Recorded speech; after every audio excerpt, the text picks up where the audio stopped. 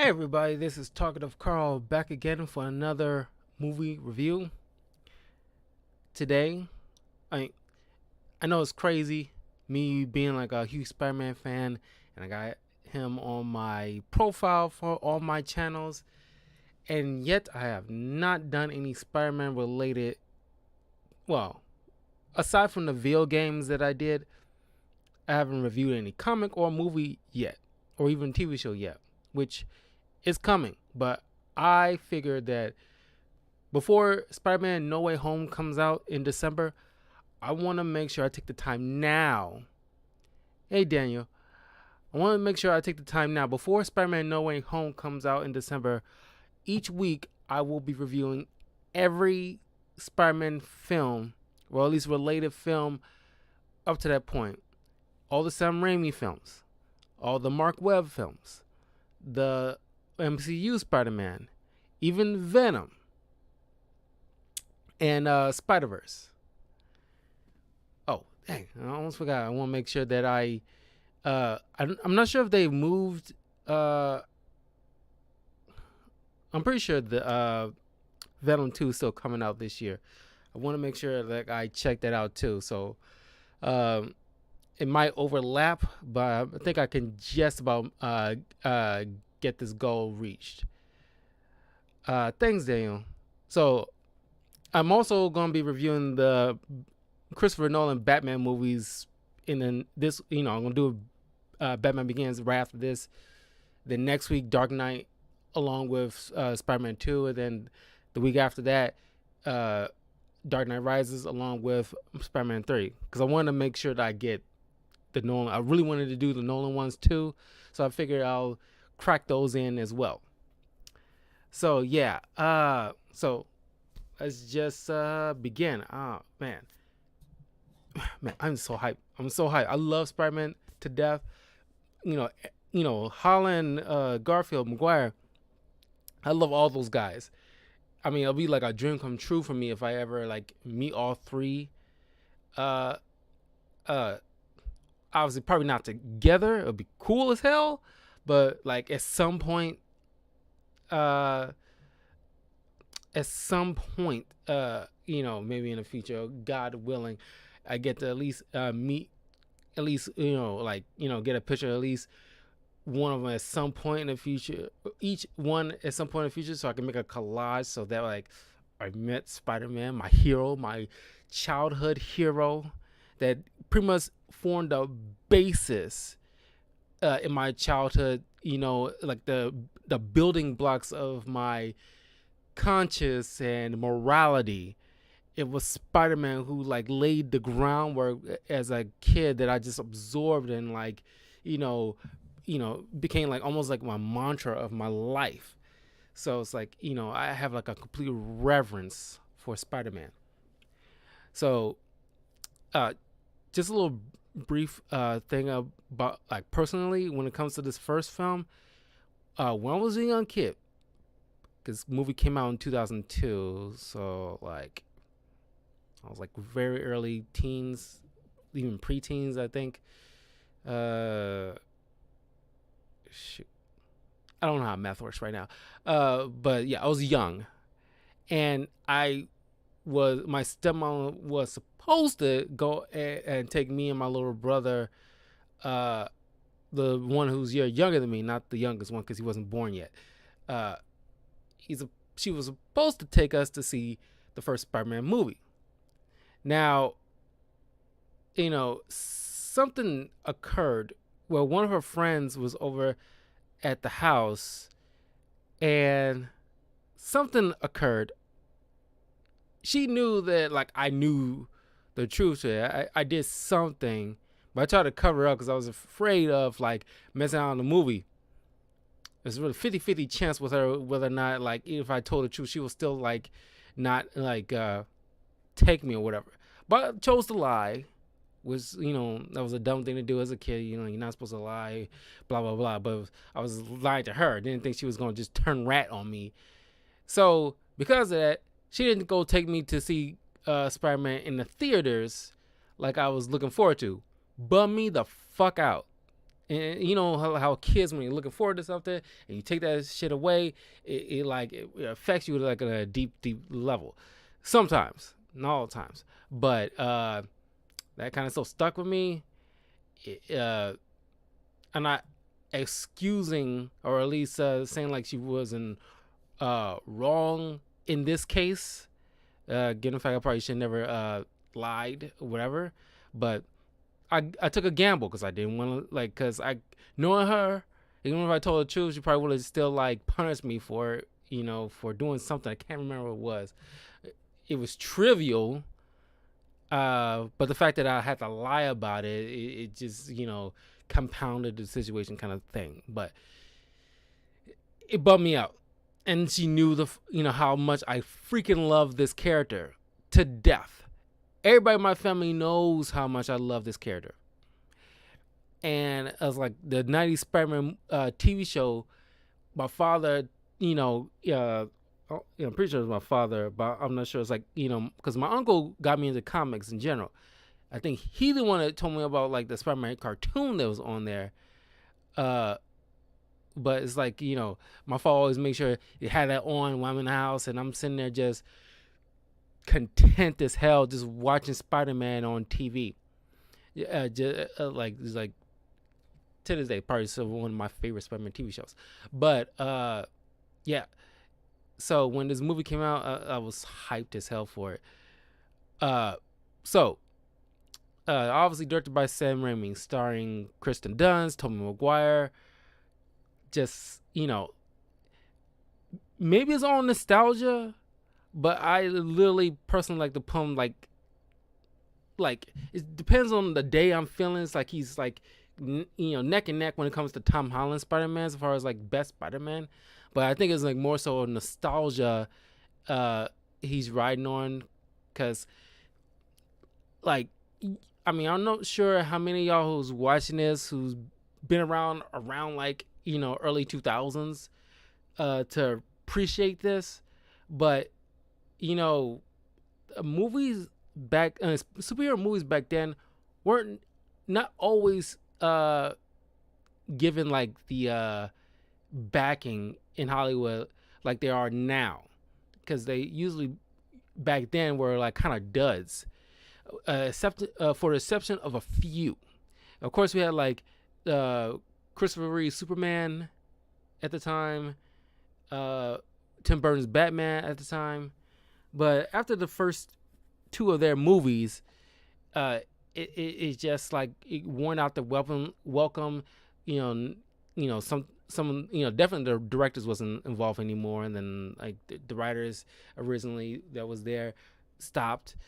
And so, I mean, of course, I love the Schumacher Batman films, you know, but it's more so that, you know, I grew, we all grew into appreciating them a lot more than we did back then. At that time, you know, well, maybe not for Batman Forever, but it's just like definitely Batman and Robin was, you know, a complete dud. But it's like the campiness probably just barely saved it. But, you know, but it wasn't until like the first Blade movie, Spider-Man, and the first X-Men movie that literally blazed the trail for what we have in terms of superhero movies now. You know, they had to walk before the MCU could run, if that makes any sense. I grew up on the Toy movies. My mom tells how I broke my arm trying to imitate first fight against the guy. You want a story? Like literally, like a month. I think within that summer, because like when because it came out in 2002, but because it was the highest grossing superhero movie for the longest time, but it came out. Holy crap! It came out like at least on April 29th, at least several days after my birthday. So that really made even. No. I'm sorry. That was in like a private theater that day. Technically, it came out in the United States May 3rd, but it's still close. Like weeks after my birthday, but it still came out pretty close to my birthday, so it was like a nice little thing. But uh, literally months prior to that, I remember because I was at home chilling, but my stepmother, my younger brother, and one of our other relatives was like having a car ride to the store. When they came back, they were sitting there like calling me because I was like had my own little room in the basement area, and like they screaming my name, calling me up, and I'm sitting there running like, what the heck?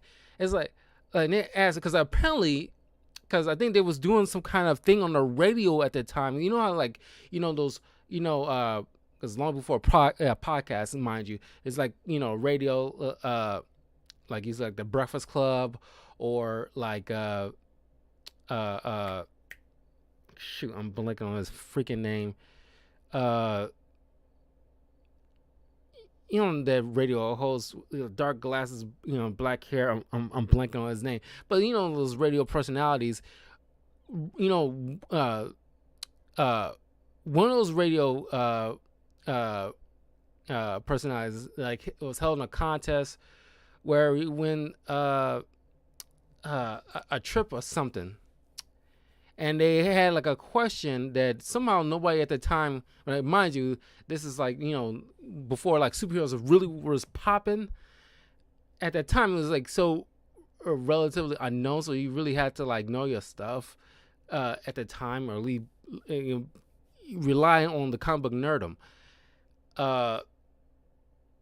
They asked like what character is the villain in the first Spider-Man movie, and apparently nobody knew the answer to that. Whoever was calling in, and my stepmother was like, coming in, it's like asking me like, who's the villain in the Spider-Man movie? I was like, Green Goblin. It's like the Green Goblin.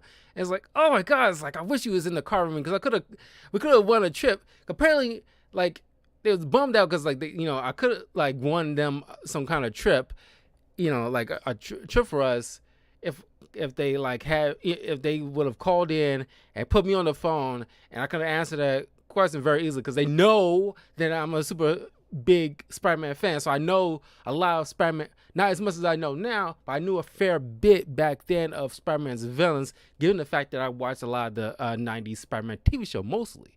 I didn't read all the comic books at the time, and I didn't understand a lot of the nuances of Spider-Man's lore and relationships as I do now. I knew a fair bit, so I could have gotten that answer. So that was like a thing that that kind of got to them. It's like, man, I wish he was in the car with us. He could have answered that question for us, because they didn't call in, but they knew that I knew that, but I wasn't with them in the car at the time, so they was kind of bummed out. But anyway, yeah, when I eventually did see it, it came on DVD. So like I was oh yeah, I can only imagine. I did see Spider-Man 2 in a big screen, and 3. Matter of fact, I saw every other Spider-Man film since then, moving forward on the big screen. But that's the one thing like I kind of gets in my craw, that I never saw the very first one as a kid. I saw every one of those preceding that on the big screen. So it's like that's the one thing like I never got the chance to do. But anyway, all right. Obviously this had a budget. I mean the keep in mind, because when I rewatched this the other day, because I have a lot of the Spider-Man movies on DVD, and I rewatched the first one, and it's like I won't say the graphics, but the CGI.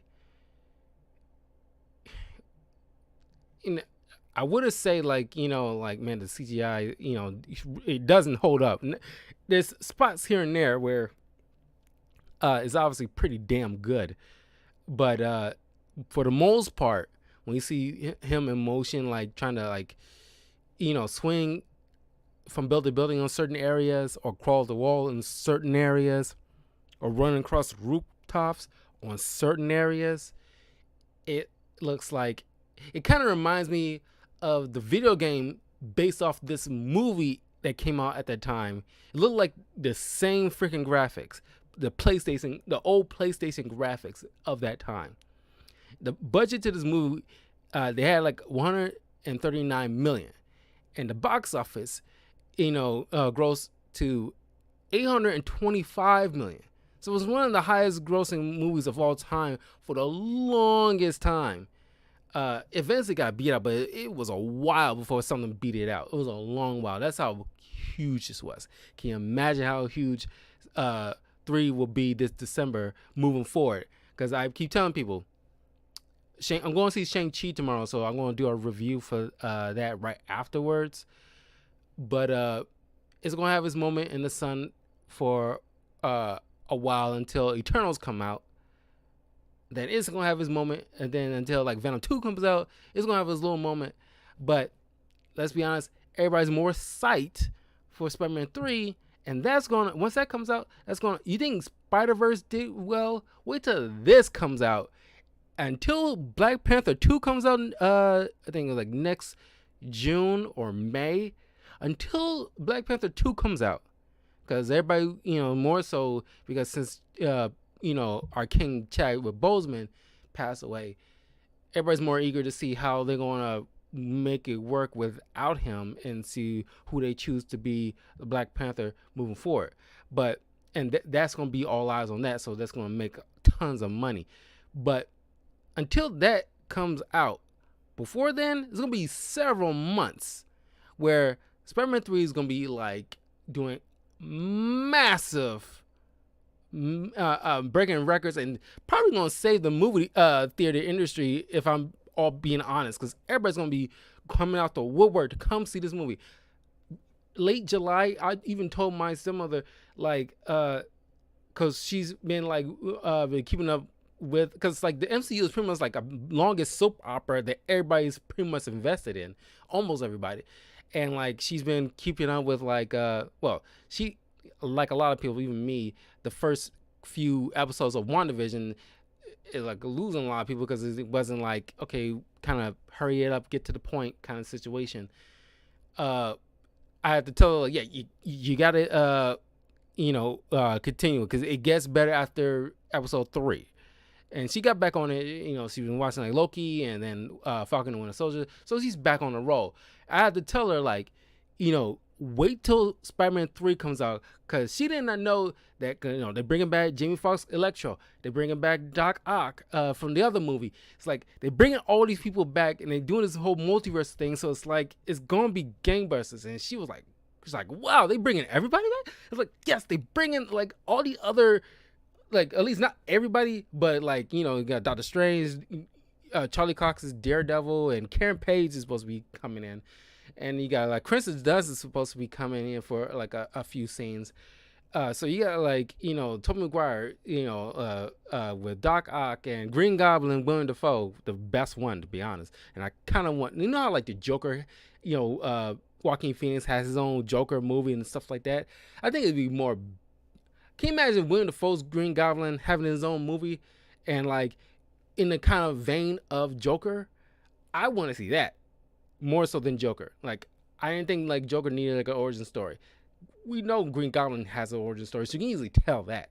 But to bring Green Goblin, Willem Dafoe, possibly Sandman, not 100% sure on that. That'd be cool. Vulture, I hope Michael Keaton's Vulture comes in on this one.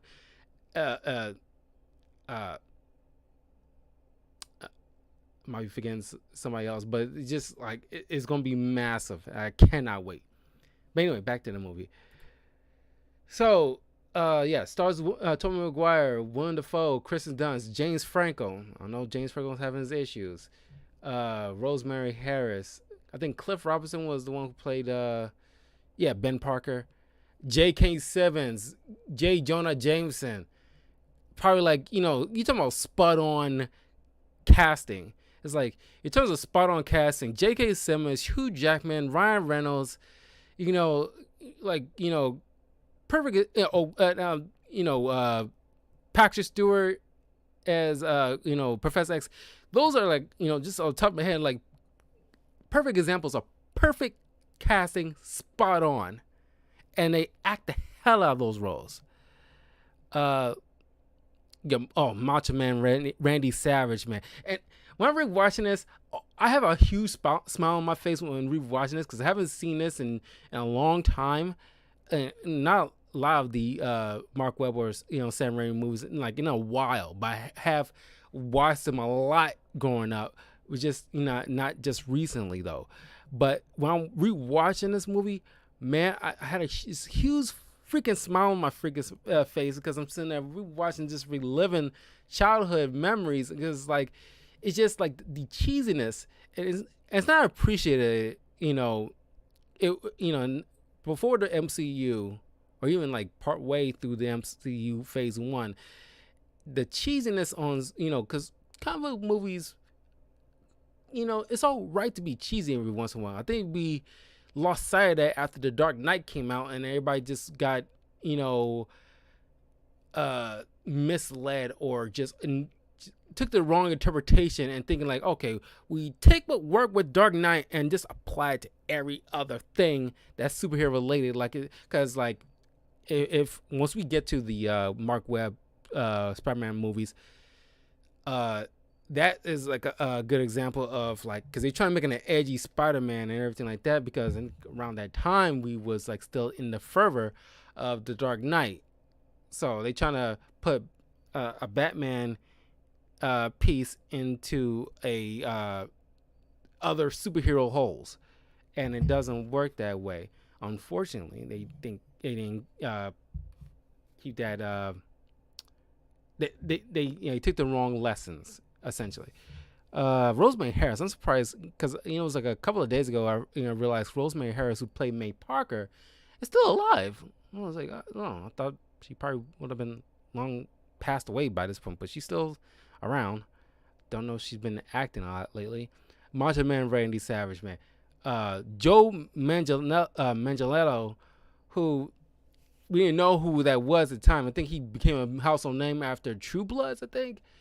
But prior to that, he was Flash Thompson, and it's like I was like, man, Flash Thompson was a complete. And in the past 5 to 10 years, in the comics, he became more of a superhero when he got became Agent Venom, because he went to the military and everything like that. So he's there's a lot changed, since the Sam Raimi movies. But at that time, he's just the bully Peter Parker at the time. It was there was no layers to him beyond that. I mean, there were layers, but just nobody can see past. He's just the bully of Peter Parker. But Macho Man Randy Savage, oh man, his lines, wow. Hey, Crystal, man, his lines is just awesome, man. It's hey, freak show, you're going nowhere. I got you for 3 minutes. 3 minutes of playtime. And I was like, oh my god. It's I spent most of my watching this movie just quoting the movie, because this this the Sam Raimi films and the Dark Knight trilogy, you talking about quotable freaking movies. It's well, I think the Dark Knight trilogy is probably slightly more quotable, to the point where people can honestly recite the entire script. But man, and then Willem Dafoe's, Willem Dafoe sells this movie just pitch perfectly. I love the scenes in there. He chews the scenery and like caviar. He's chewing the scene. He's it's just nobody's business. And it's Even though like his uh Green Goblin costume is very Power Ranger esque, at the time it worked. Even though if you look up the concepts, like other artwork and concepts for what they thought about wanting to make the Green Goblin look like, slightly a little bit better than what they ended up with. But at the time, it worked. So it's like you take it with a grain of salt. In Spider-Man 3, they'll have like the more comic book accurate Green Goblin with like purple and the greens and the pumpkin bombs and in the big satchel and everything like that. Because at the time, even when like the first, I think like I think Blade was probably even well. The first, the Sam Raimi Spider-Man movies and the first Blade movie, they, remain true to the uh, comic book, accuracy to the for the most part. But eventually, the studio interference will come into play, depending, how successful these things tend to get. But I think studios over time grew to, well, I think more so when the MCU started. Whoever like Disney and Marvel, and for the most part Sony, learned how to like step in when needed, but let the directors do their job while fitting into this MCU bubble or puzzle piece. But prior to that, studios rarely had the confidence of superhero films because they were box office duds, aside from a few gems. But that's why the first movie had like just just the budget of 139 million. And the graphics is probably why the CGI probably wasn't up to snuff, because I think at the same time one of the Hobbit movies, I don't know which one, probably the one of the first two maybe, uh, was a little bit more backing to that. That's why the the CGI used in that was a lot better because it was a lot more given to them. Uh, but it's just like once like things got successful, that's when they, and by two you'll see the CGI a little bit more up to snuff. Aside from a few moments here and there where it's still kind of like clunky, just slightly, but you can tell that like it's like the first Spider-Man movie had to get its footing, so it wasn't like the overall like backing. It wasn't that much support for this. I think it was a whole lot easier with Blade because it's truncated into this like small vacuum or this like bubble, and it's like they've been making vampire movies prior to Blade for the longest time. They can easily make that work. They didn't have to use much CGI in this, aside from a few hints here and there. And even then, as you can see in Blade 2, there's moments of like very small but obvious piss poor CGI. But eventually we'll get to that down the line in the future. But anyway, the movie starts off with Peter's narration, like, who am I? I'm Spider-Man. Just my story isn't for the faint of heart. That kind of thing. But before you can get into that, I forgot like how cool the opening was. With the title screen, even like the names and the title screen and everything like that. The graphics with like the costume reaching out on top of these webs that's going all around this place, and it's like forming into his suit and everything like that. It kind of reminds me of Ben Affleck's Daredevil's opening just a little bit, because with Daredevil's opening in the Ben Affleck's version, in the movie, it's blue. It got these like blue blackish color screen that's kind of foggy, and kind of insinuates his way of seeing because he's blind. But in this, it's kind of a little bit of that with the blue is black and everything like that. But it got spots of red here and there just to, you know, uh, resemble the color scheme to a suit. And then with the webs and everything like that. You know, I miss like openings like that back in the day because it's like not a lot of those, but it's just like I don't know. It's hard to say. It's not like they, there's a lot of openings that are a whole lot better than that, but it's something about that. It's like they're trying to make it like stand out. Uh, but man, like when you see like Peter, running down like the school bus, and like the shitty bus driver is just like laughing along with the kids as he's still driving, not stopping for the Peter, who's sitting there like running his ass off, probably most running he's done in a long while. And like it took one person, Mary Jane, to say like he's been, I don't know who New York, I'm not from New York, but it's like he's been chasing us since something something Boulevard, and like everybody's just like all bummed down, and the bus driver's all bummed down. It's like, what kind of sick bastard of a person, especially an adult and a bus driver whose job it is to pick up kids. I'm using kids in quotations because one of the issues with before Tom Holland, one of the issues with like movies like X-Men and the Spider-Man films is that they casting people, they're supposed to be teenagers going into college, or at least a year or two away from going to college, but realistically the actors are like mid to late 20 somethings. So it's like, I mean, like I didn't care personally. I did not care at the time.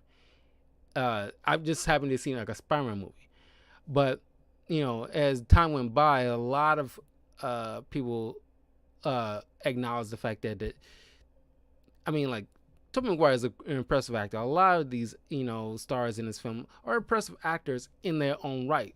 They done work, so they can act their ass off. That's why they got the job. But the one thing like a lot of people praise Tom Holland for, or at least the people who hired Tom Holland, they hired him not only he has he's a great gymnast, so he can physically do the moves. He's closer to like age appropriate Spider-Man that we know, that's in high school, science nerd. Well, nerd in his version isn't the same as we knew back in the day. He's more one of those geeks of today, where it's more so anxiety and outcast, more so than the stereotypical nerd with the glasses like they have Tobey Maguire portray here.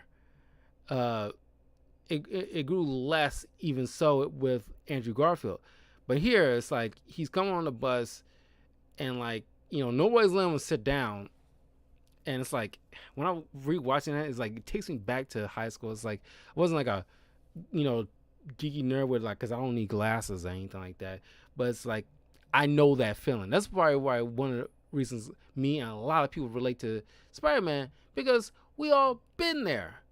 It's like before we grew up into the man and woman we are today, we were by and large outcasts and shunned or one way or the other, and like wasn't the popular children back in high school. So it's like when we watching that, it was like, ugh, God, it's just like I know that feeling all too well, and that kind of like hits you deep. And it's like it puts you back in that spot again in high school, where it's like I remember not wanting people be want me to sit next to them. More so, I never had to take the school bus unless it's on field trips, but like at the lunch table, like I had friends obviously, but just like I was a popular kid, and like I've had my fair share of people picking on me, but it could have been a whole lot worse because I had a knack back in the day of befriending the popular kids, so they kind of like stopped the worst of it I could have gotten. But I still had my fair share of licks back in the day. So he's you know taking this trip to this science fair. We eventually meet William Dafoe's, Green. Well, he's Norman Osborn at this point, and of course, I did not know who William Dafoe was back in the day. I just knew him like, oh, that's Green Goblin, because that's my first introduction to William Dafoe and to James Franco. Matter of fact, this is my introduction to a lot of people in this film. My first time ever seeing J.K. I'm pretty sure I've seen him in other stuff prior to this, but I just cannot recall for the life of me. Because like, if I like pull up like the pictures of everyone who's been casting this is the first time I ever seen any one of them in anything. So it's the first time I met like James Franco, and this is before he met up with Seth Rogen and became like friends, and then now it's like he kind of parted ways because James Franco's in like hot water with like some misconduct now. But glossing over that, stick to just the time frame of this movie. I mean, he was okay, Harry Osborne. I think more so than the guy they got in the Mark Webb films, because I think we spent a lot more time with him going through these trilogies. But even more so in this first film, we really get engaged when like because a lot of they all had chemistry on this set because they bounced off each other just phenomenally. But it's just that the relationship between like MJ and Peter, that was very lackluster. It definitely sucked, but it's just over time I say I appreciate the nuances now, as going through it and like listen to all people's reviews of it over the years and blah blah blah. It's like I appreciate the more nuances of the relationship now than I did back then, but it's still pretty bad. But we'll get into that soon. But yeah, you get that classic gif that you see online when Norman meets Peter for the first time. It's like Harry tells me you're a bit of a science whiz. I'm a bit of a scientist myself. It's like, I don't know why like this dude gets such the best of lines. I think we got more so of Tobey Maguire's cry face more so than any line he gives mostly.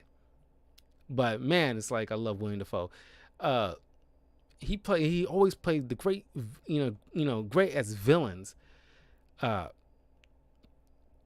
when you before they you see like right off the bat you can tell like the great how great the directing is with Sam Raimi, because right off the bat when you see them two in the seat together and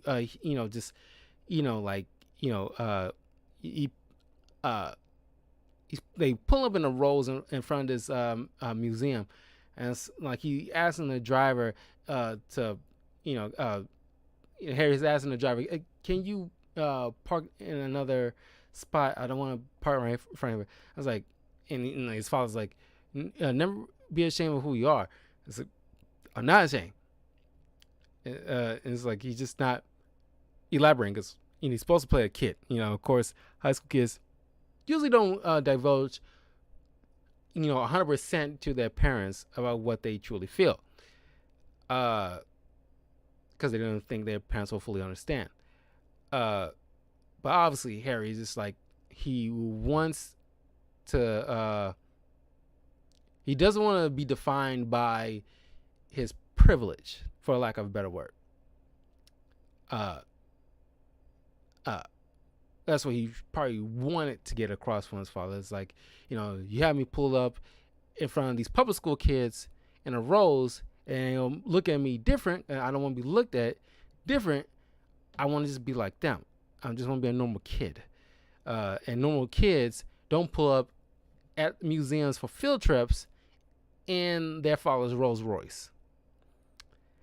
Uh, but like you can, this tone is set between how these two relationships are.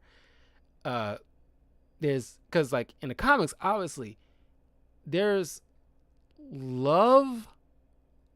I think over time, Harry grew less love to outright hatred, but hatred stems from love. Especially when it comes to like people who are close to each other, because those are the ones that typically can press our buttons the most because they know us the most. Than your garden variety friend, or coworker. But the father has love for his son.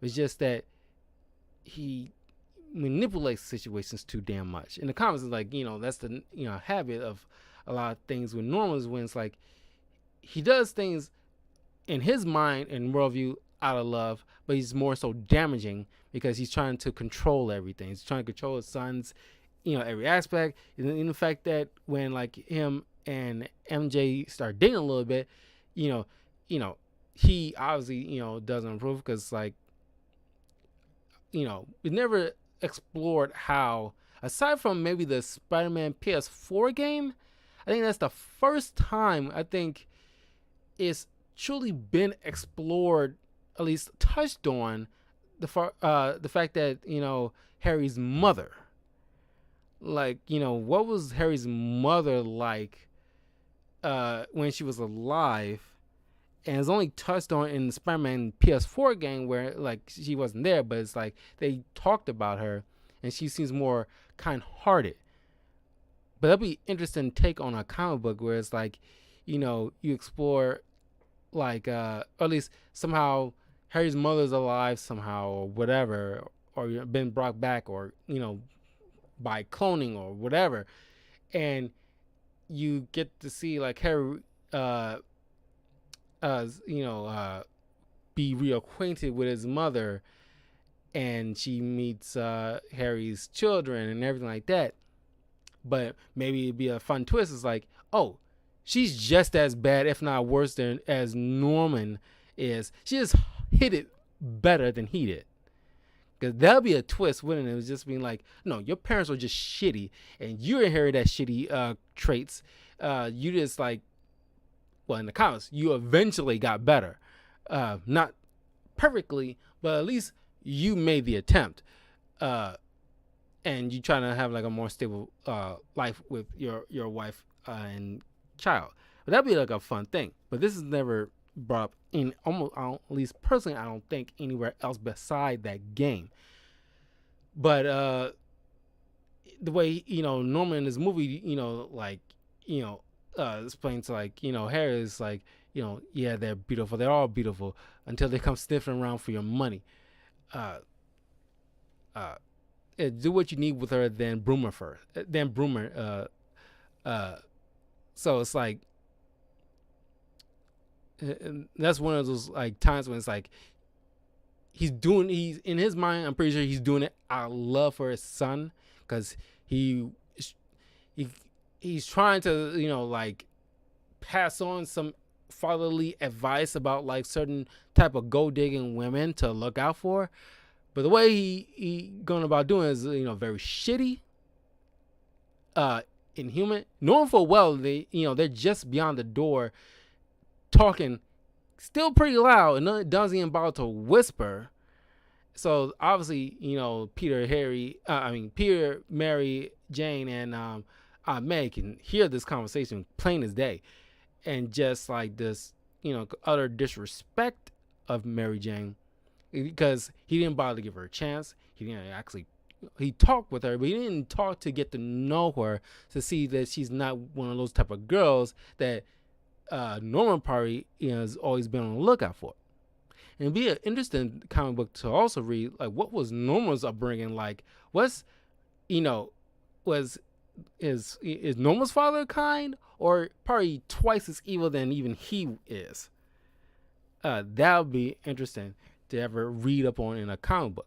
But anyway, they go to the science museum, and they learn all these different species of spider, and they trying to genetically combine all these different traits from these different spiders into one super spider. One spider can, and I don't know, and I mentioned this many times before, but I do not like spiders. They fucking creep me out. They scary as fuck to me. But my family always found it ironic that like I don't like those, but my favorite hero is Spider-Man, and they always thought that was such like a weird thing. And it's like I can't explain it. I just like the character. It doesn't mean I like the animal. It's a creepy looking fucking animal. It's scary as fuck. But it was like a cool thing. It was like the bullies like there was a teacher there who I didn't think much of it as a kid, but growing up it's like this dude who's supposed to be like their teacher, on this trip, and he's telling these kids like knock it off with talking and everything like that. Dude, you can easily look like you could be part of this class. You're not that much older than them. It's like, like stop trying to teach the class, dude. Get back in line. But like these bullies as like another thing, he obviously Peter Parker is a known photographer. In high school, I took photography for my journalism class, and it's like I felt like fucking Peter Parker, even to the point.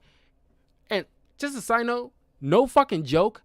If you remember the scene in the lunchroom where like because apparently when like the scene where he catches Mary Jane when she slips and like she her lunch tray is about to fall, he catches her and like catch the tray and catch all the items that fell. It took like at least 90 or so takes to eventually get that right. There was no CGI involved. I appreciate that. And like today's standards, they would have CGI'd the hell out of that moment. But I respect them. Even though like I'm pretty sure it was so fucking hard and grueling after they keep doing that take 90 or so times before they got it right. So I absolutely respect that. That was a cool ass scene. But I remember, no joke, it was like a 1 in a million kind of moment in life that I never thought I would be putting myself in, or at least got myself into. But back in high school, like in a lunchroom, there was this girl like, she tripped or something. I don't think she slipped or anything, but I think she lost her footing. She stumbled. She was literally right by me. I just out of fucking instinct caught her and like caught the tray and like caught all the fucking things she had on her thing. I don't know what she had on the tray. It wasn't exactly like on the movie, but she had stuff on her tray. And like, if it wasn't for that fucking milk carton, because it still toppled over, it's like, damn it. So I had like 99% of that scene nailed down. And I was like, I impressed the hell out of everybody. And I was like, damn it, I couldn't, like, god damn it. No wonder it took 90 takes, because I could not get that fucking milk carton. I just heard it like that much. Like, god damn it. But it was like a badass scene. It was like 1 in a million kind of like moment that cannot be recreated. I was like, I could not believe, like, oh my god, I cannot believe. Like, I was feeling myself like, oh my god, I cannot believe that this happened right now. I'm just telling you, it was like I said, 1 in a million moment, never can easily be recreated. And it's like, it's like beyond me. It's like, it's like things were set up for that moment, but that goddamn milk carton fell over. But anyway, he's trying to take a picture, for the school paper, and these bullies can like nudging him, pushing him, making him ruin his shots and stuff like that.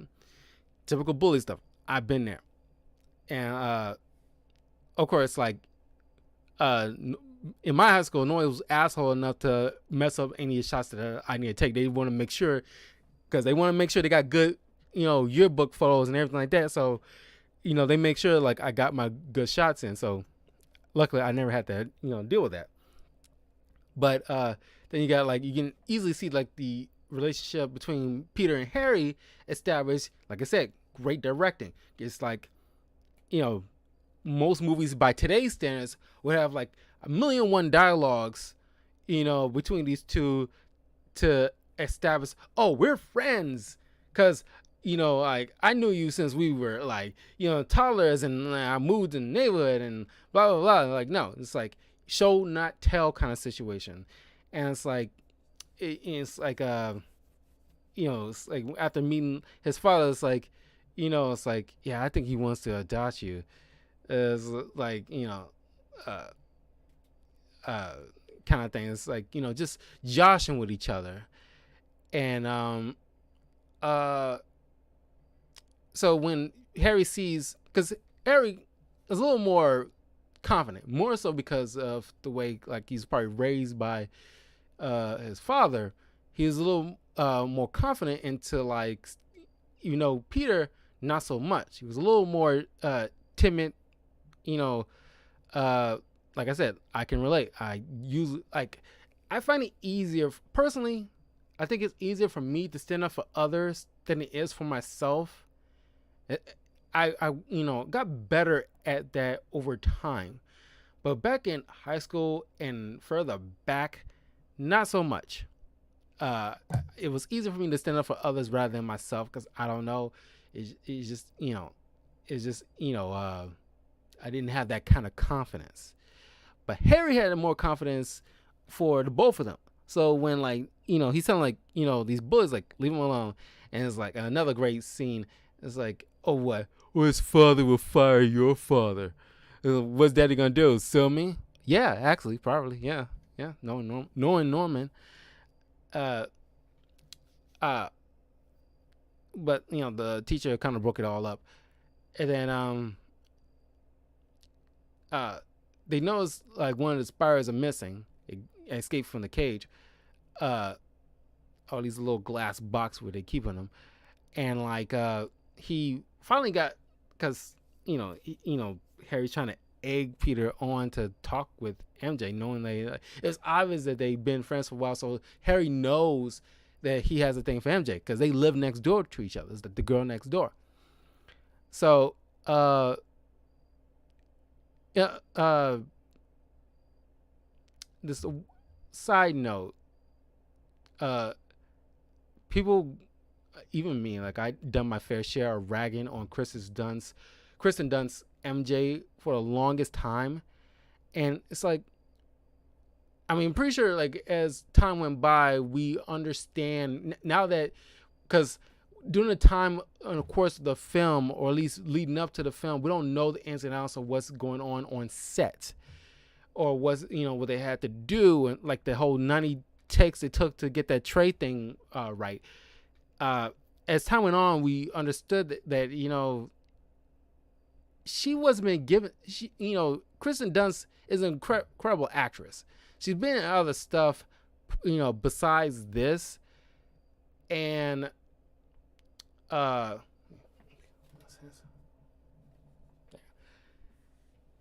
she's been in other stuff besides this, where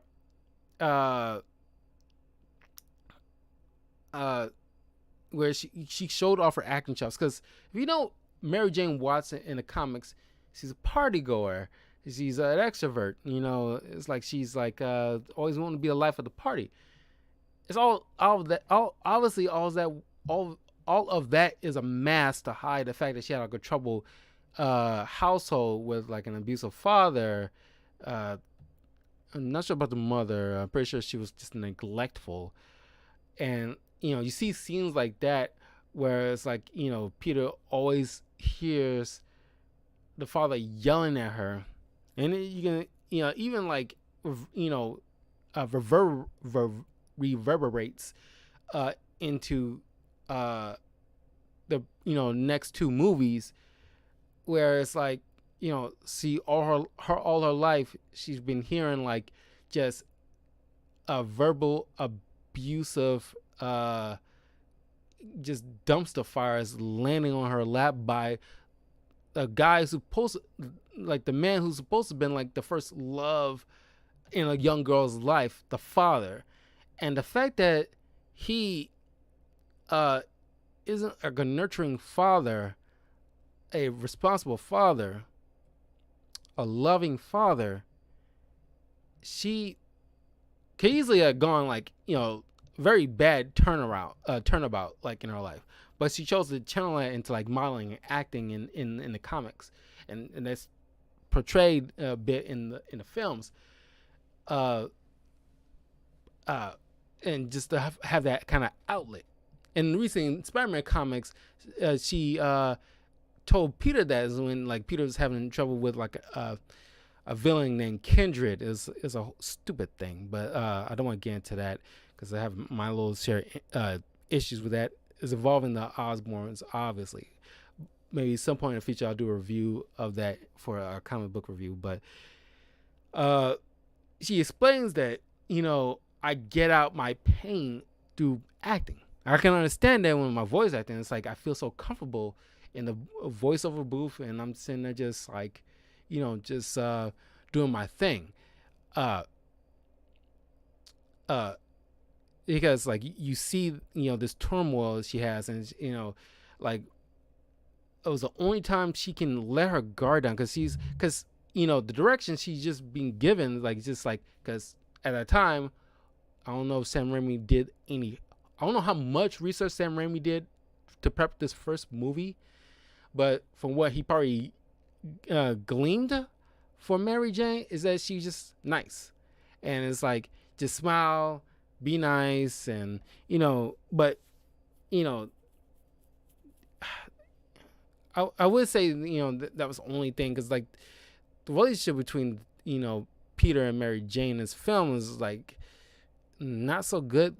Getting towards the other films, it's like getting kind of progressively toxic. Not like I was about to say not in an abusive way, but it's just kind of like I said, there's nuances there, but it's just like she would, and like as you see, like Gwen Stacy, Emma Watson, and Zendaya's MJ, they're given more to do beyond just being Peter Parker's girlfriend or just be in relationships or just just smile and just be nice or whatever.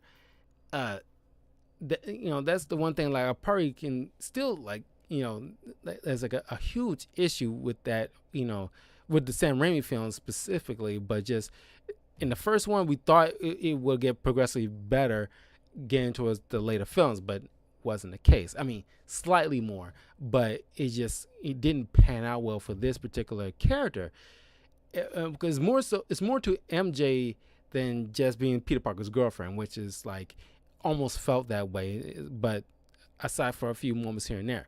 But looking back on it, I can see that like when she's talking with Peter, she's able to let her guard down and be vulnerable for a split second. Because with her friends, she's putting on a smile. She's party girl, and when she's with Flash, she's the same way. She's almost in tears, or just like quiet, or just like whatever, like almost the opposite direction when she's at home, when she's around the parents. But when she's with Peter, she can just be her.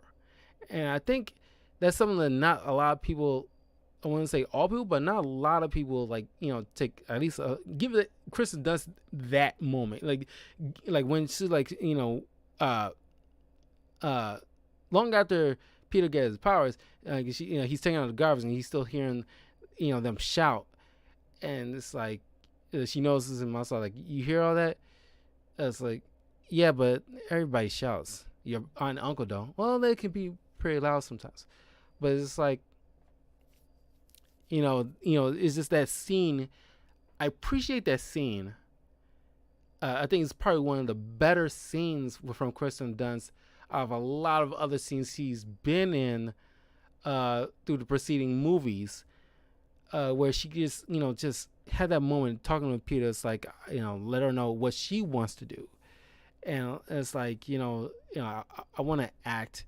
I want to move to see. I want to act. And like, I want to live up my dreams. I want to, go to the city, get away from all this mess. It's like, showing some real vulnerability and like, he is the only person I don't think she ever even told. obviously haven't told even Flash this. He just like he's the one that's not gonna judge her, and it's like that dynamic, that moment spoke volumes. And I don't think not a lot of people give Kristen Dunst that credit, and I think she deserves that. Yeah, at least give her that, because that was well acted and just you know, uh, still by comparison to the other two love interests, it's still low tier, but she gets a point there. But of course after he takes pictures with her by the stuff because he need a student in it, but he thought about saying something to her at the moment he got an opportunity, but he just I've been there, I lose certain opportunities because I just can't find the words to capitalize off of it. But then the spider bit him on his arm, he gains the powers.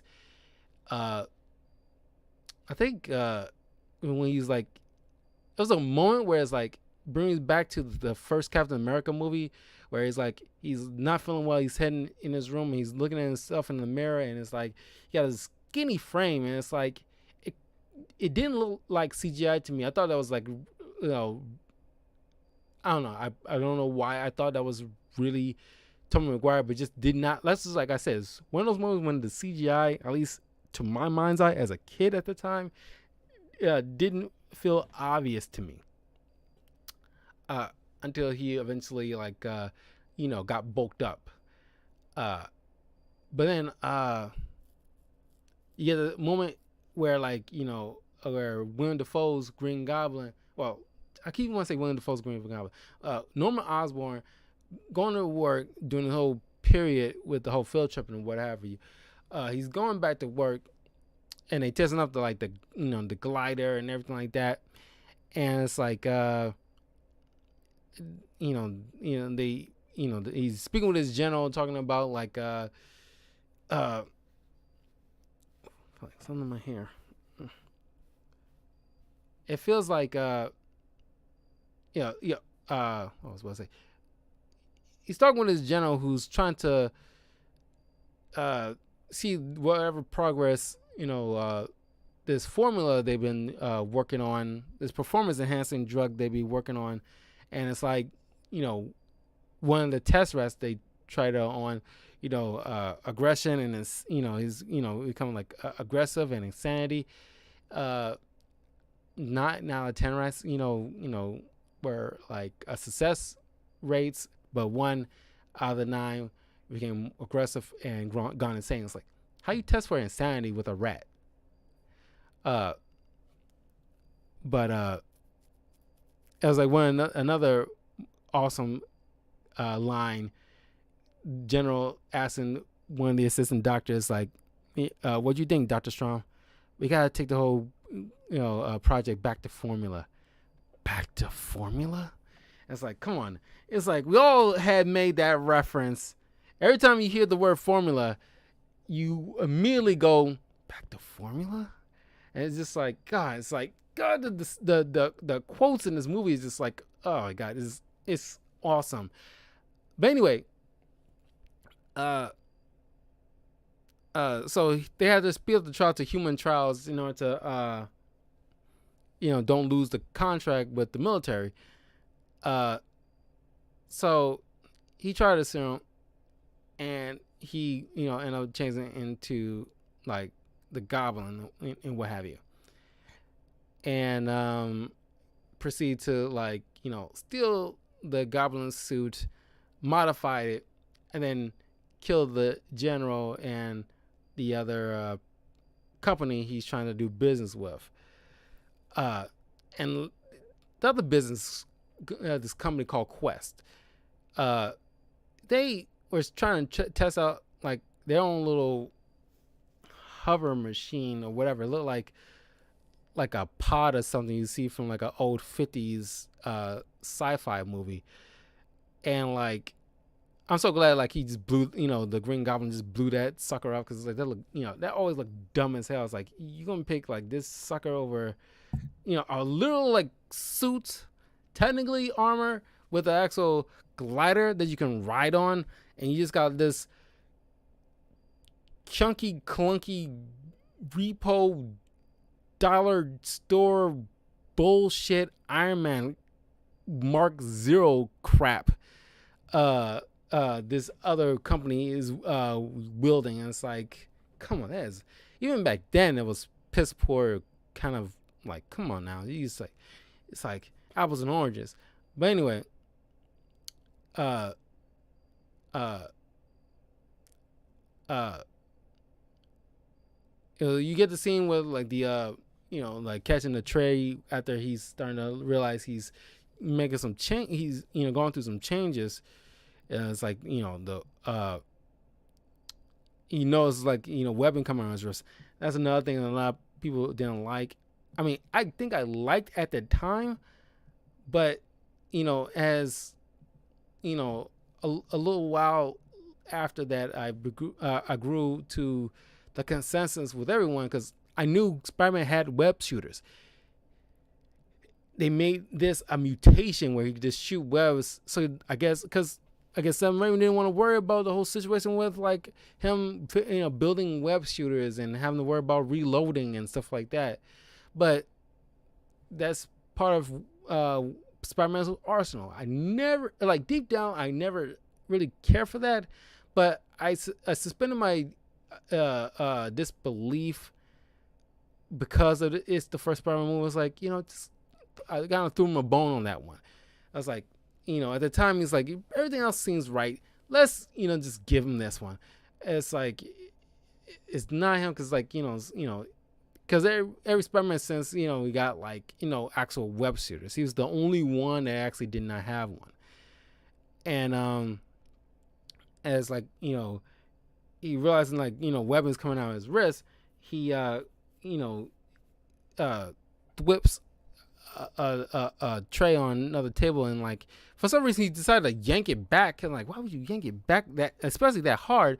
And like, if it like whatever food that was on the tray like landed on Flash's back, and he's in a dipping out, and then it's like, Flash trying to like beat him up, but and now that I'm at this point, I think this is the first time I think it's the perfect time for me to mention about the spider sense, because I don't want to forget. I think this is the first, not the first, but it's like it's the first time we actually get like a moment where we get to experience the spider sense POV time for Peter Parker. Because unlike the other movies where like it just does it, you get to hear like the shing like in his back of his mind, and it's like his eyes bulge. It's like something is that precognition spider sense. It's like you get to experience it with him. That's the thing. In the Mark Webb movies, you get to experience the swinging through and the John Watts Homecoming films. You get moments where you can experience the web swinging with Spider-Man POV style here and there. At this one, you don't get that, but you get to experience the spider sense with Peter Parker that you don't do with the other Spider-Man. I think that is crazy unique. I don't think not a lot of people ever brings that up. That's like that a sheen like thing in that bringing that in his head.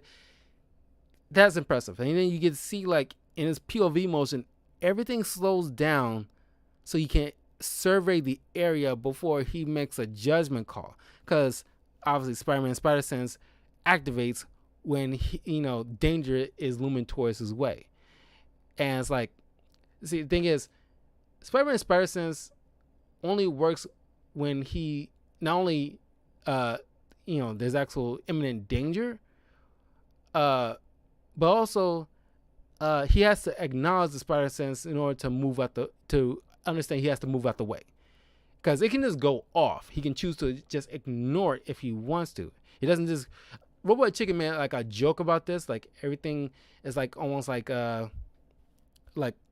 he's going off all willy-nilly for every little thing. uh, is not really a danger, but it's just that I looked this up a long time ago, but he actually has to understand there's a danger and choose whether or not to react.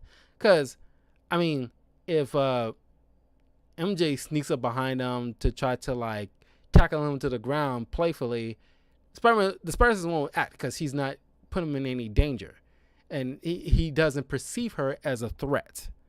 And Venom is a different story because Venom's costume has been on Peter Parker and bonded with him, but once it was unbonded, it genetically changed to where it's like it kind of blocks or blunts the pre-connection where he cannot sense danger from that particular villain incoming to him.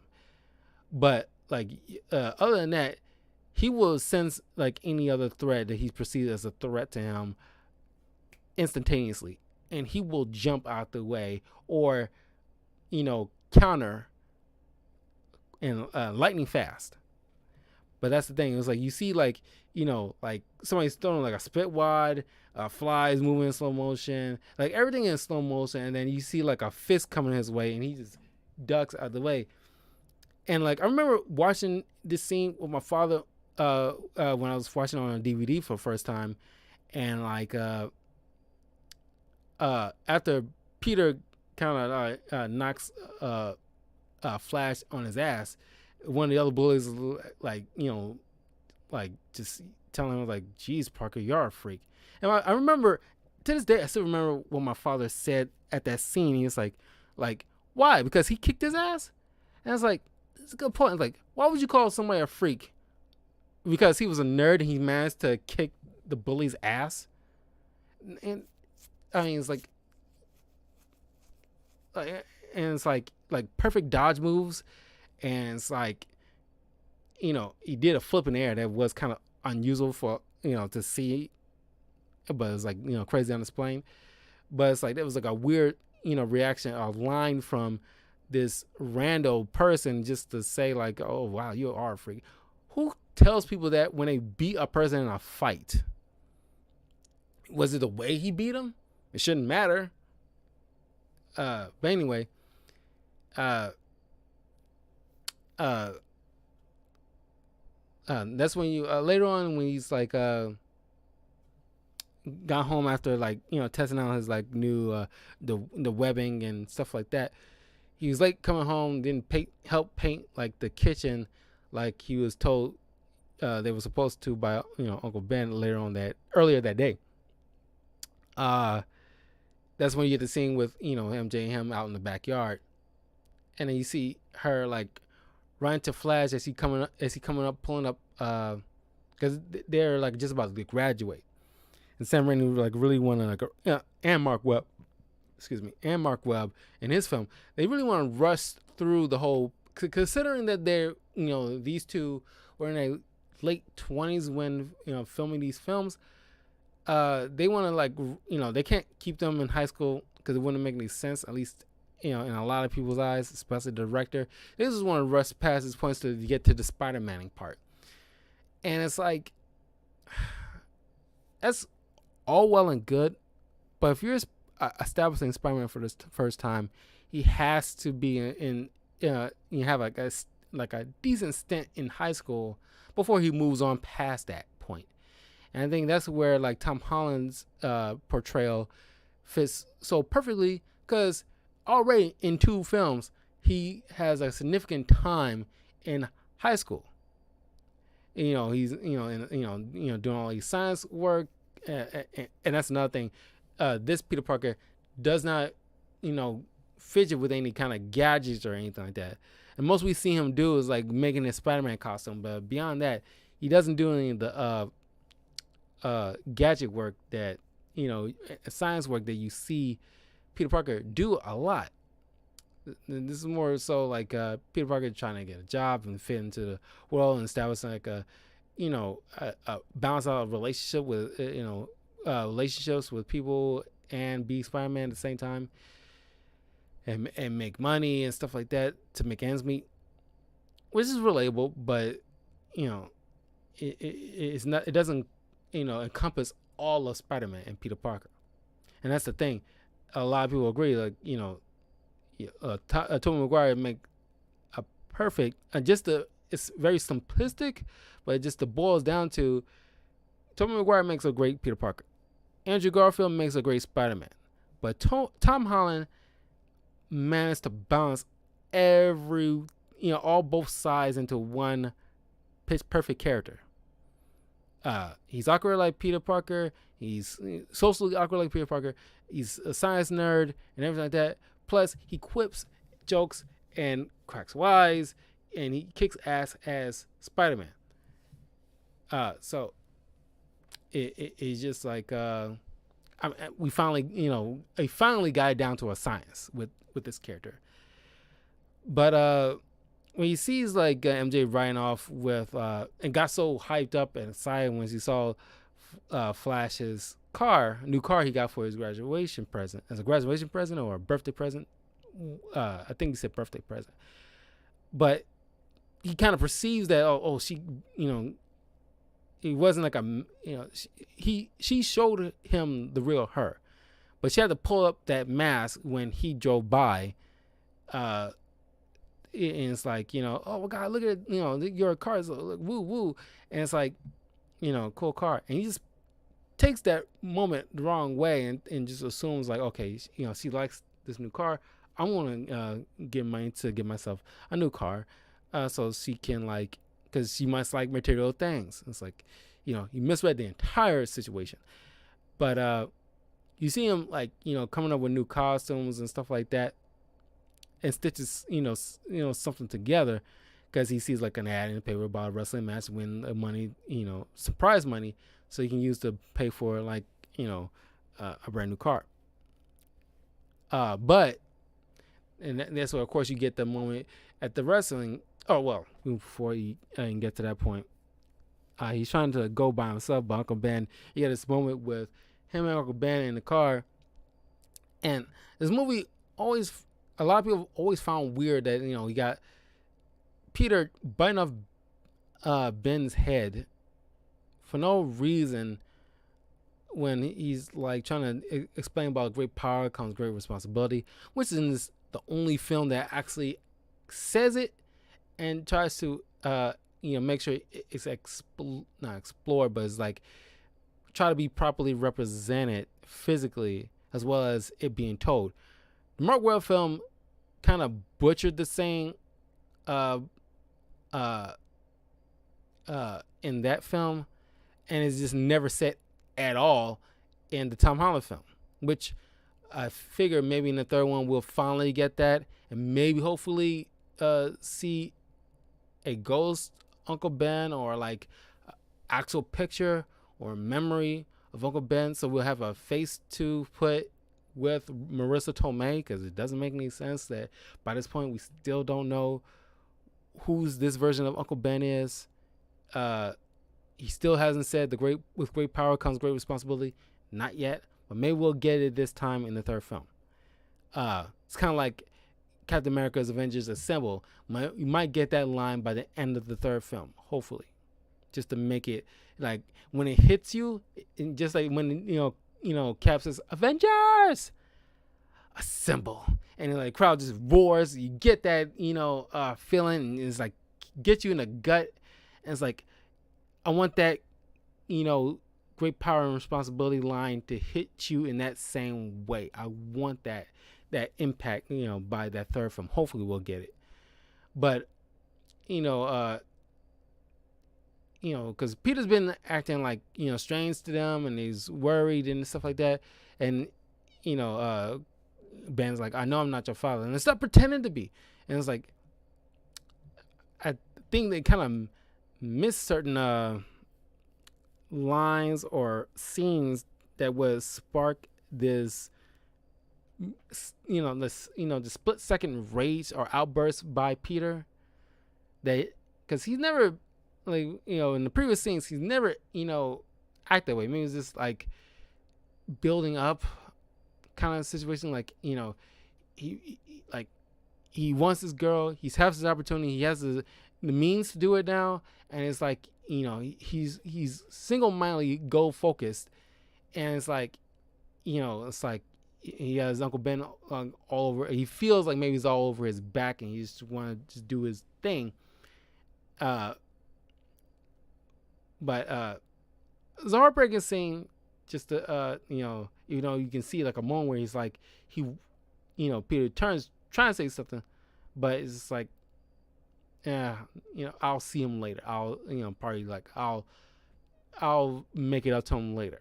Of course, he doesn't get that chance. Then you get the moment with the wrestling, awesome moment, and then of course you get stiff by the guy running the show because he didn't. Peter didn't take him down in the proper time where they're supposed to be, take him down as per like the what the ad said. What was the specific like if you win this money if you take him down in like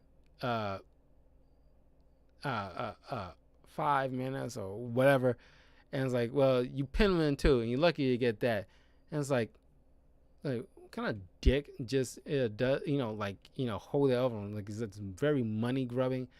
And then it's like he leaves out there, then you get the bank, the mugger comes in, steal the money. Peter lets him go, and it's like, and it's like that crazy line. It's like, like, I need that money, sir. I missed the part where that's my problem.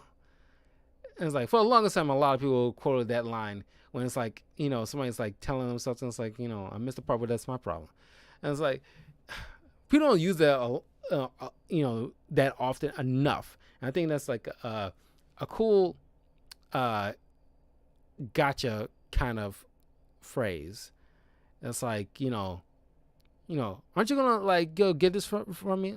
I missed the part where that's my problem.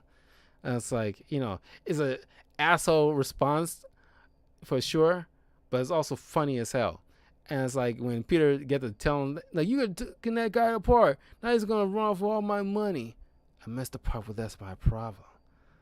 And it's like, you had it coming, and you had matter of fact, this dude had a nerve to come to Peter's face, asking like, why didn't you stop him? It's like, you're really gonna like come to this dude's face and like, after the shit you just handed him a few seconds ago, and you got the nerve to even ask why he didn't stop him, even though he should have, obviously.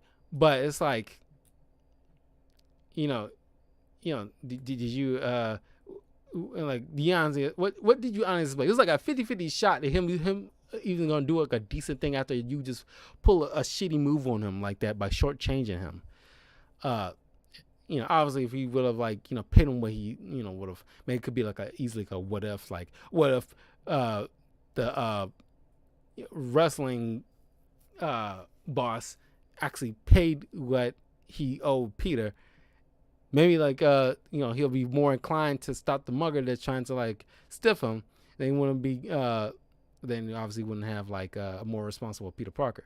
But of course, he went outside to meet Uncle Ben, sees on the ground. You get the classic cry face. And then you get the scene with him running down the alley, and this is where the moments where I tell you about the CGI is a little rough because it's very PS1, PS2 type of graphics, and it's like the way he's like running and scaling the walls and stuff like that.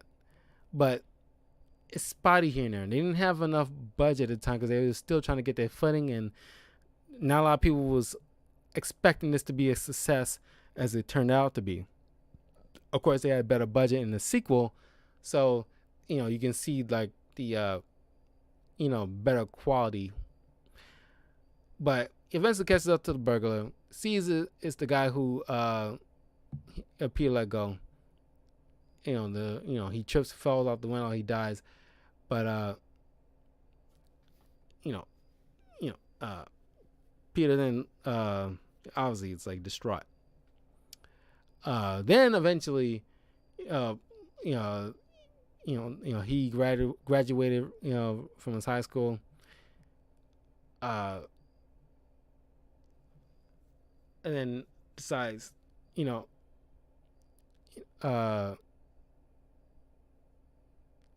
like I'm gonna use my powers responsibly and help others instead of helping myself.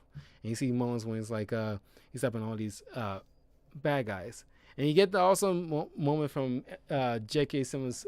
It's like, and he plays that role so perfectly. It's just like astounding. It's like how like accurate, because like when you hear J. Jonah Jameson, you only hear J.K. Simmons. Every time I hear J.K. Simmons, I only hear J. Jonah Jameson. And it's like, I'm pretty sure, you know, a lot of fans who see him at cons always want him to say the line like, you know, bring more pictures of Spider-Man. And it's like, I would, shit. Like, because he's awesome. Like, J.K. Simmons is great and everything, but he will always be J. Jonah Jameson. Like, the perfect J. Jonah Jameson. There's no other person can play J. Jonah Jameson but J.K. Simmons. It was a huge shock when, like, spoiler alert, in Far From Home, he just showed up and just blurted out to everybody around the world buying Mysterio's bullshit.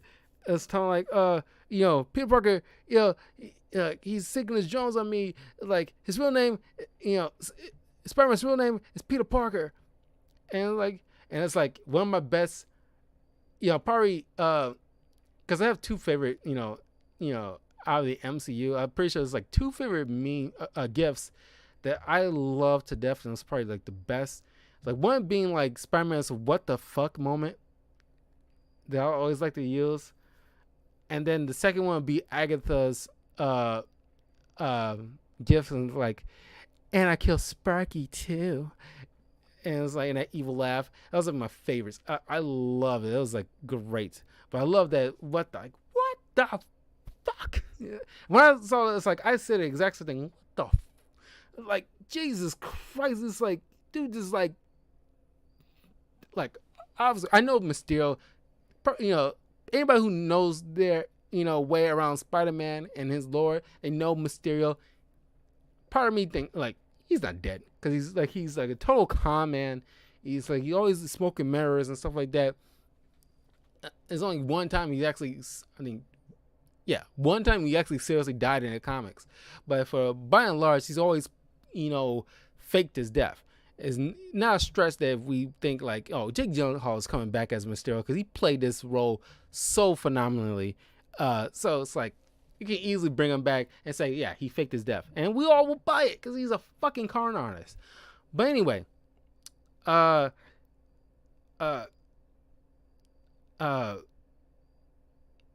you know, you get see J.K. Simmons, and then you get Radio Raheem, you know, playing you know, Robbie Robertson, and it's, you know, trying, you know, realizing like, you know, Spider-Man's selling out in the papers, so he's trying to figure out, like, you know, put out an ad in the paper about, like, you know, cash money for pictures for Spider-Man, which, you know, Peter eventually finds.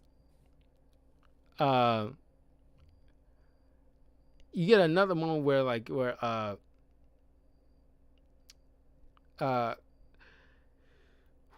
another great scene with like the board members meeting up with Norman Osborn. It's like, you know, profits are up, you know, no, profits are down, revenues are up, and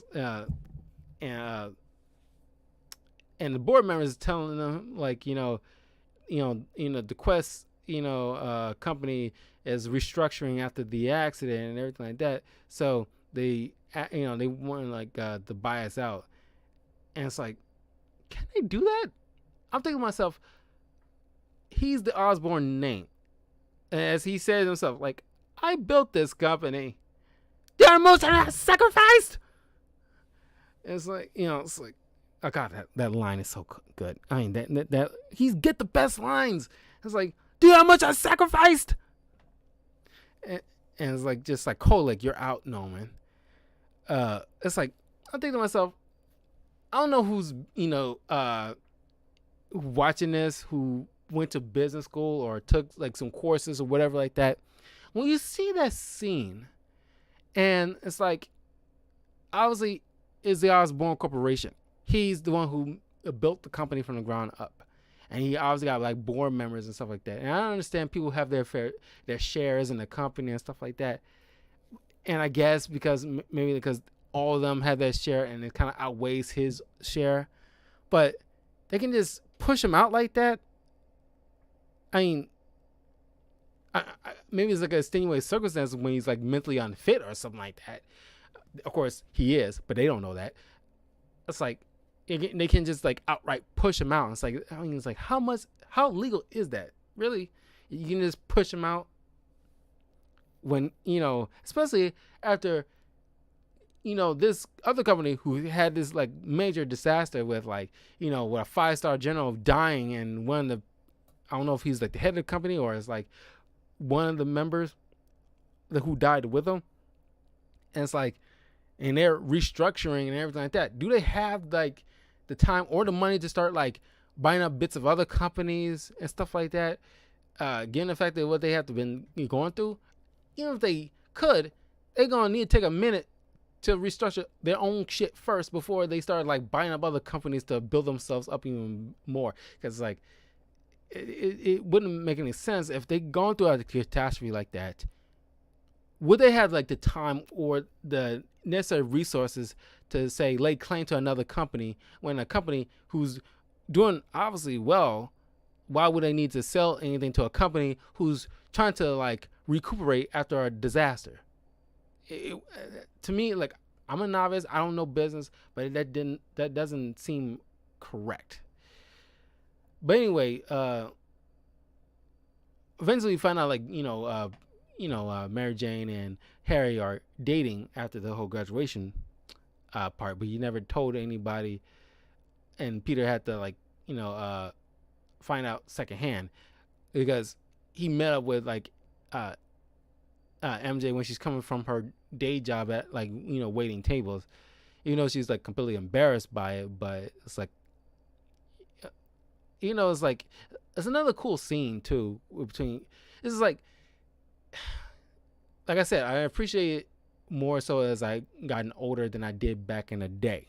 The fact that she's once again vulnerable in front of Peter, because he states to herself in the scene when it's like, don't tell Harry. There's a lot of don't tell Harrys in this film. Don't tell Harry that I'm waiting tables because he'll think it's beneath, think it's beneath me or something like that. And it's just like she's the only one he's the only one she feels like she can truly confide into, and it's like there's moments when she gets a chance to actually shed some vulnerability and like some acting chops, at least a bit of acting chops from Kristen Dunst here. And I mean, and then you get to see like the dynamic between like how wrong between her and Harry is, because he's sitting there like not dictating, but it's like, why didn't you choose the black dress? My father likes black. I just want to impress my father. He actually says it, just trying to impress him. It's like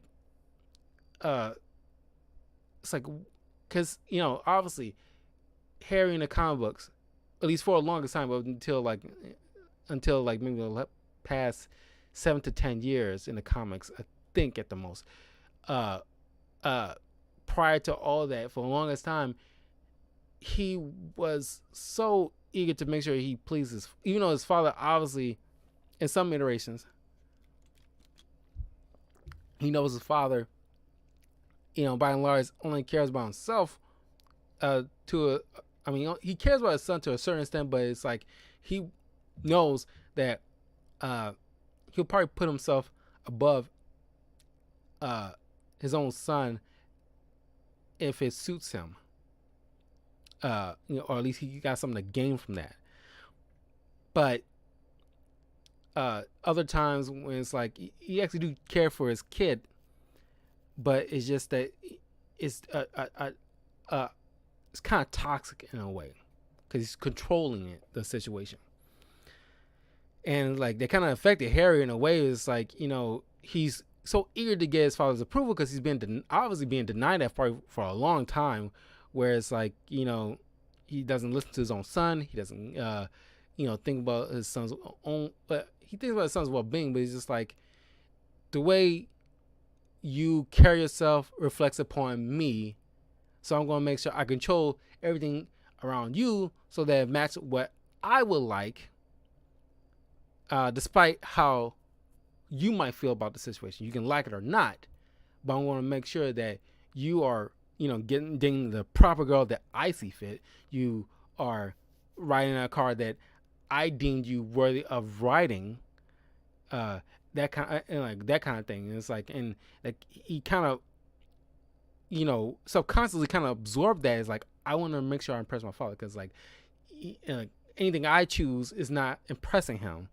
So if like I get you to wear the right dress and make you look a certain way, he's gonna make sure he gives me the admiration that I seek so desperately. I'm not a psychologist, but it's just like it's what I'm getting from the situation.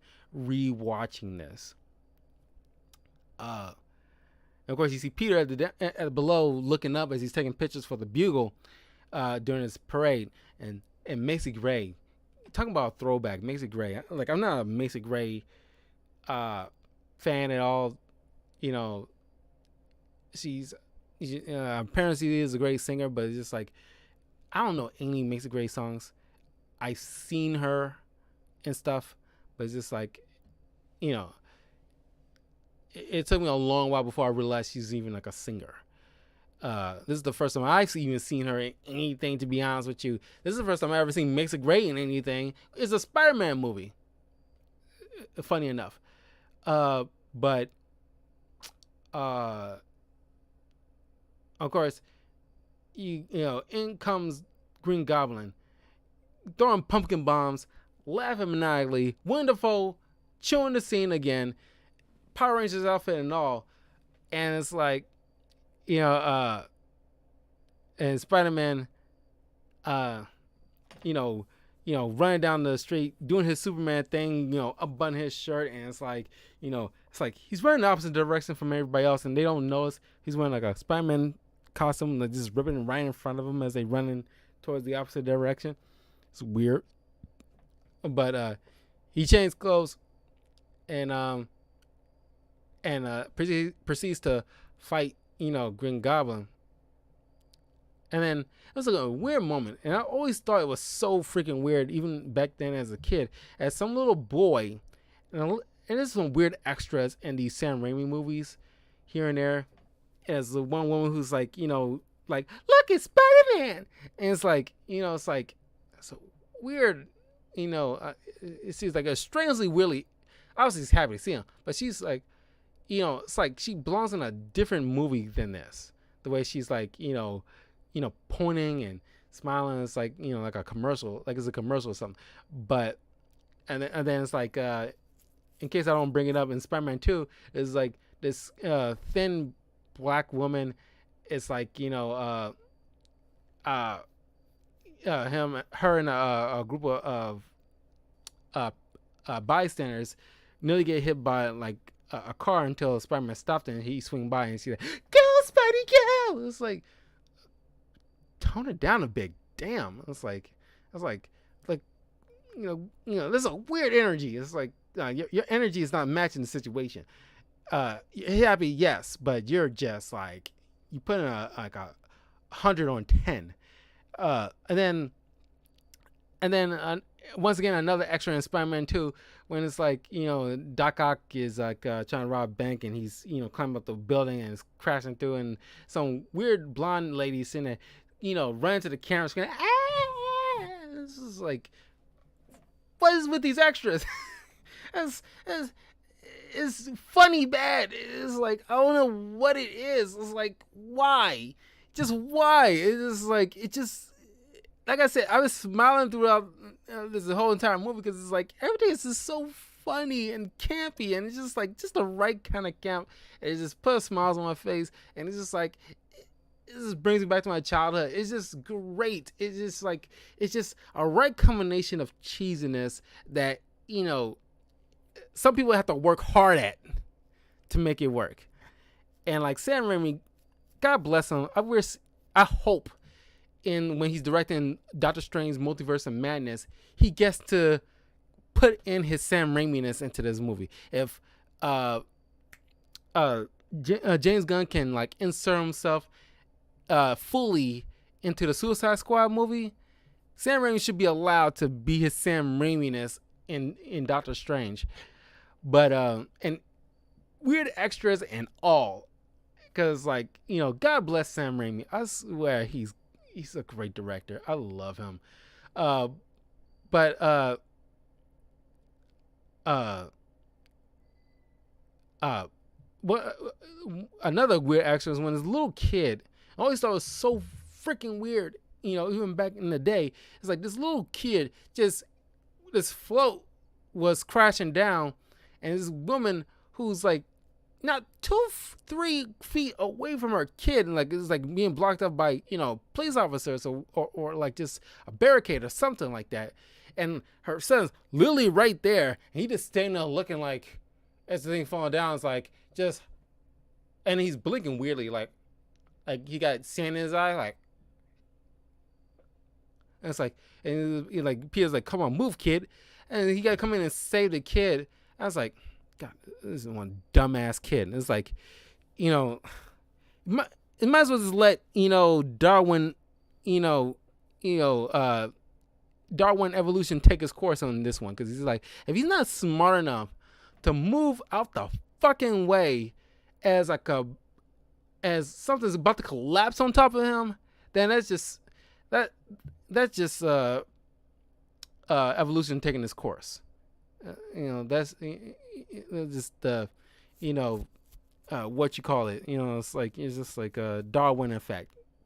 Just if you can't adapt, you die. And it's like, it's sad, it sucks, it's fucked up, but if you don't have the brainstem to perceive that you probably need to get the fuck out of the way, then and the mom probably shouldn't be a mom, because any other mother, because you hear stories about mothers literally like have like a kid trapped in the car, and she got these superhuman strength just to pull that fucking door off to get her fucking kid. That woman should be hopping over that barricade and hopping over people like fucking Wonder Woman to get her kid out the way herself. And like she literally does it. It is so bizarre. I always found that bizarre. But Spider-Man saves him, and then like he stops the the Goblin, and then because you get a moment where like she's meeting Spider-Man the first time. She's like amazed by him and everything like that, and bragging, and this all she's bringing up to to Harry as he's on the phone with her, and like, oh, like, what do you mean, like, amazing? And then it's like a weird moment. It's like well, not a weird line, but it's just like the character. I mean, it's probably would be totally Harry at this point in time in history. I'm pretty sure during the time of this movie going around and in the comics, Harry probably would have behaved just like this, where he's like, let me buy you something because I want to make you feel better. And he's like, he's thinking like, your girlfriend nearly died, and you think buying her something will make her feel better. And he's like, you obviously don't know her at all, or at least you got a way of thinking what love is just by like buying you something to make a person happy or content. And it's like, he obviously not completely oblivious to the fact that she almost died, but he's just, the way he's handling it is just like, it's totally Harry, like at least of that time. It's not Harry now in the comics, because he's obviously broken off of all that completely, and become his own person, more evolved. But at that time, that's how Harry perceived things. This is where it's like, utilizes money to feel like he can fix everything their way, and think like, oh, I can buy. Even like in the Spectacular Spider-Man TV show, he acted like that here and there, but became more apparent towards the last season, where he's like, I'm buying these people are buying their love essentially, and that's how like I figure I can fix things instead of just working at it or just realizing if they don't like me, that's life. But like I don't have to buy their love or buy them to like me or buy their friendship. But that's how he's viewing it. Uh, uh, uh, Eventually, you see Norman realizing he has a split personality at this point. A completely mental break, but like the scene is just awesome. Uh, uh, but then he's convening with himself, like I don't want who like you killed him. We killed him. We. And there's only one person who can stop us, but imagine if he can join us. And then of course he attacks the Bugle, trying to find the person who takes a picture of Spider-Man. And it's like a cool scene where Jonah is like protecting Peter from being hurt, trying to keep his name out of it. But Spider-Man comes in, Goblin gets a drop on him, and then trying to like another great line is being like posted on Facebook a lot because it really speaks to not only Spider-Man in general in his life when dealing with like in the comments when people like give him crap, especially from J. Jonah Jameson here and there. It's just that in like Tom Holland Spider-Man after this whole situation with Mysterio and out on his identity, and people will give him like protesting him and giving him grief and all the other stuff. Despite everything you've done for them, eventually they will hate you. And the one thing they love more than a hero is they see a hero fail, fall, die trying. And it's like that really speaks volume for Tom Holland's Spider-Man, given the fact that he helped save half the universe and bring them back and stopping Thanos. And once like Mysterio faked, I think he faked his death, but the fact that he showed that it may seem like Spider-Man killed him for seemingly no reason. People completely turn him on a dime, and it's like, first and foremost, you're not gonna take the time to question this because like in given the digital age, things can easily be fabricated, and nobody can bother to run the tapes just to make sure like what's going on. Maybe Charlie Cox's Daredevil will have that helped out, or better yet, have none of the Avengers step in on Spider-Man's behalf to say, we know him. He's not like that. I fought by his side. You people got it wrong.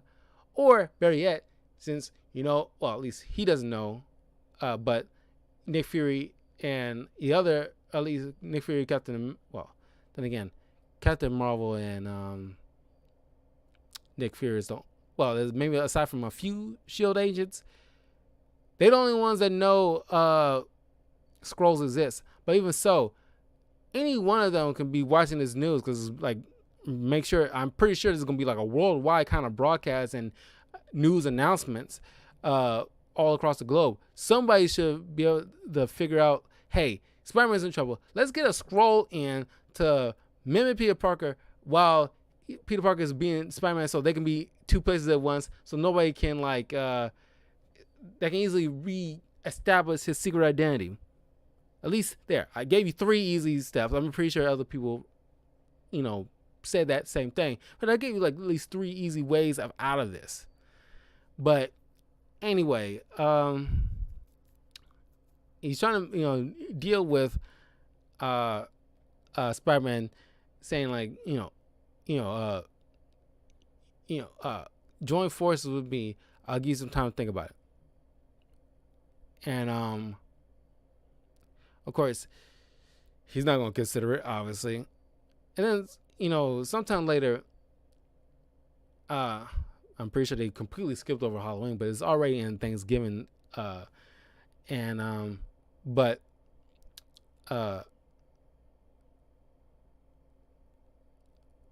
you see people turn on him fast. Uh, uh, but then he's coming into this burning building, saving this baby, and he's going back in to see if there's anybody else. Goblin, you know, checking on, see what he thought about his generous proposal. It's like, are you in or are you out? It's you, well, Gobby, out of your mind. And it's like, there's a corny line, not necessarily like a Spider-Man typical joke, but it's funny for different reasons. And it's like, we all have said that repeatedly. It's you, well, Gobby, out of your mind. Wrong answer. And then he's lobbing he's like a pumpkin bomb that splits into blaze, and you see like an awesome shot of slow motion dodging. And then Spider-Man eventually escapes. Like, no one says no to me. And then you get this, the classic scene with the Thanksgiving between Norman realizing Peter is cut on his arm in the same way the pumpkin blades cut Spider-Man's arm in the exact same way, and putting two and two together. And then he eventually crashes into Aunt May's house. Another famous line: "Finish it, finish it!" As he's trying to say a prayer. And then MJ comes at the hospital to comfort Peter in this whole situation, and then they get a little closer. Like I said, there's only a few spots here and there that, looking back and rewatching, that I enjoy, but by and large, the chemistry kind of is lackluster between these two. It's not. I mean, it's better in the other films, with Mark Webb and John Watts' films, with Zendaya and Emma Stone. But it's the funny thing. I'm on the subject. Every actor who played alongside their typical Spider-Man actor who played alongside their particular love interest, all dated in real life at some point. Currently, right now, Zendaya and Tom Holland are actually dating. Personally, I hope they stay together, because the others never stayed together after a while. Matter of fact, I think Emma Stone recently, not too long ago, had her first child, but it wasn't with Andrew Garfield. Maybe because I never know they even broken up. She's one of the few actors who actually keep their personal lives relatively secret. I didn't even know she was even dating somebody, let alone was pregnant. So that's pretty awesome. Very good on her part. But I thought that was very interesting that every Spider-Man in these films have dated their significant others in real life. Maybe not currently during the filming, but definitely after. So hopefully Tom Holland and Zendaya kind of break that cycle of breaking it off and actually stay together for a very long time, because they actually are pretty good together. They're their chemistry is just phenomenal, even more so than even probably Andrew Garfield and Emma Stone, even though they're pretty good. And matter of fact, Mark Webb has done romantic movies before, romantic comedies, I think.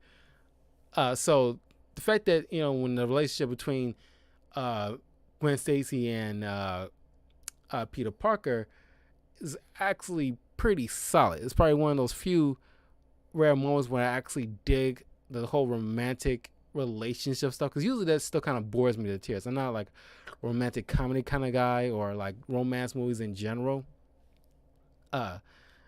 unless they're woven into other genres. But by and large, they never, well, I won't say they never, but they almost always turn out kind of crappy, or at least kind of fake or at least non-realistic type of relationships in certain films. But this is the one, well, this and the John Watts film is probably one of the few instances, not even just in superhero films, but one of the few instances where like the relationship seems natural and smart and played correctly or like realistically than anything else I've seen in film or even TV shows, to be honest with you. It's like it's astounding on their part. I give like applause to them because that usually does not work well. Maybe because the actors have to have their chemistry too. I think like the polar opposite will be like Hayden Christensen and Natalie Portman with the Star Wars thing. I think that was probably like the worst on-screen relationship. Well, not as far as like toxic relationship. It's just like there's no chemistry. I don't even think they even like each other on set. I don't know. I can't even remember. But it's just like it's just nothing there, and it's the writing and dialogue is just like did not help. But anyway, eventually, Goblin kidnaps MJ and like a train car, not train car, but it's kind of like look like one of those like those Rice-A-Roni San Francisco type of little box cars kind of things, and like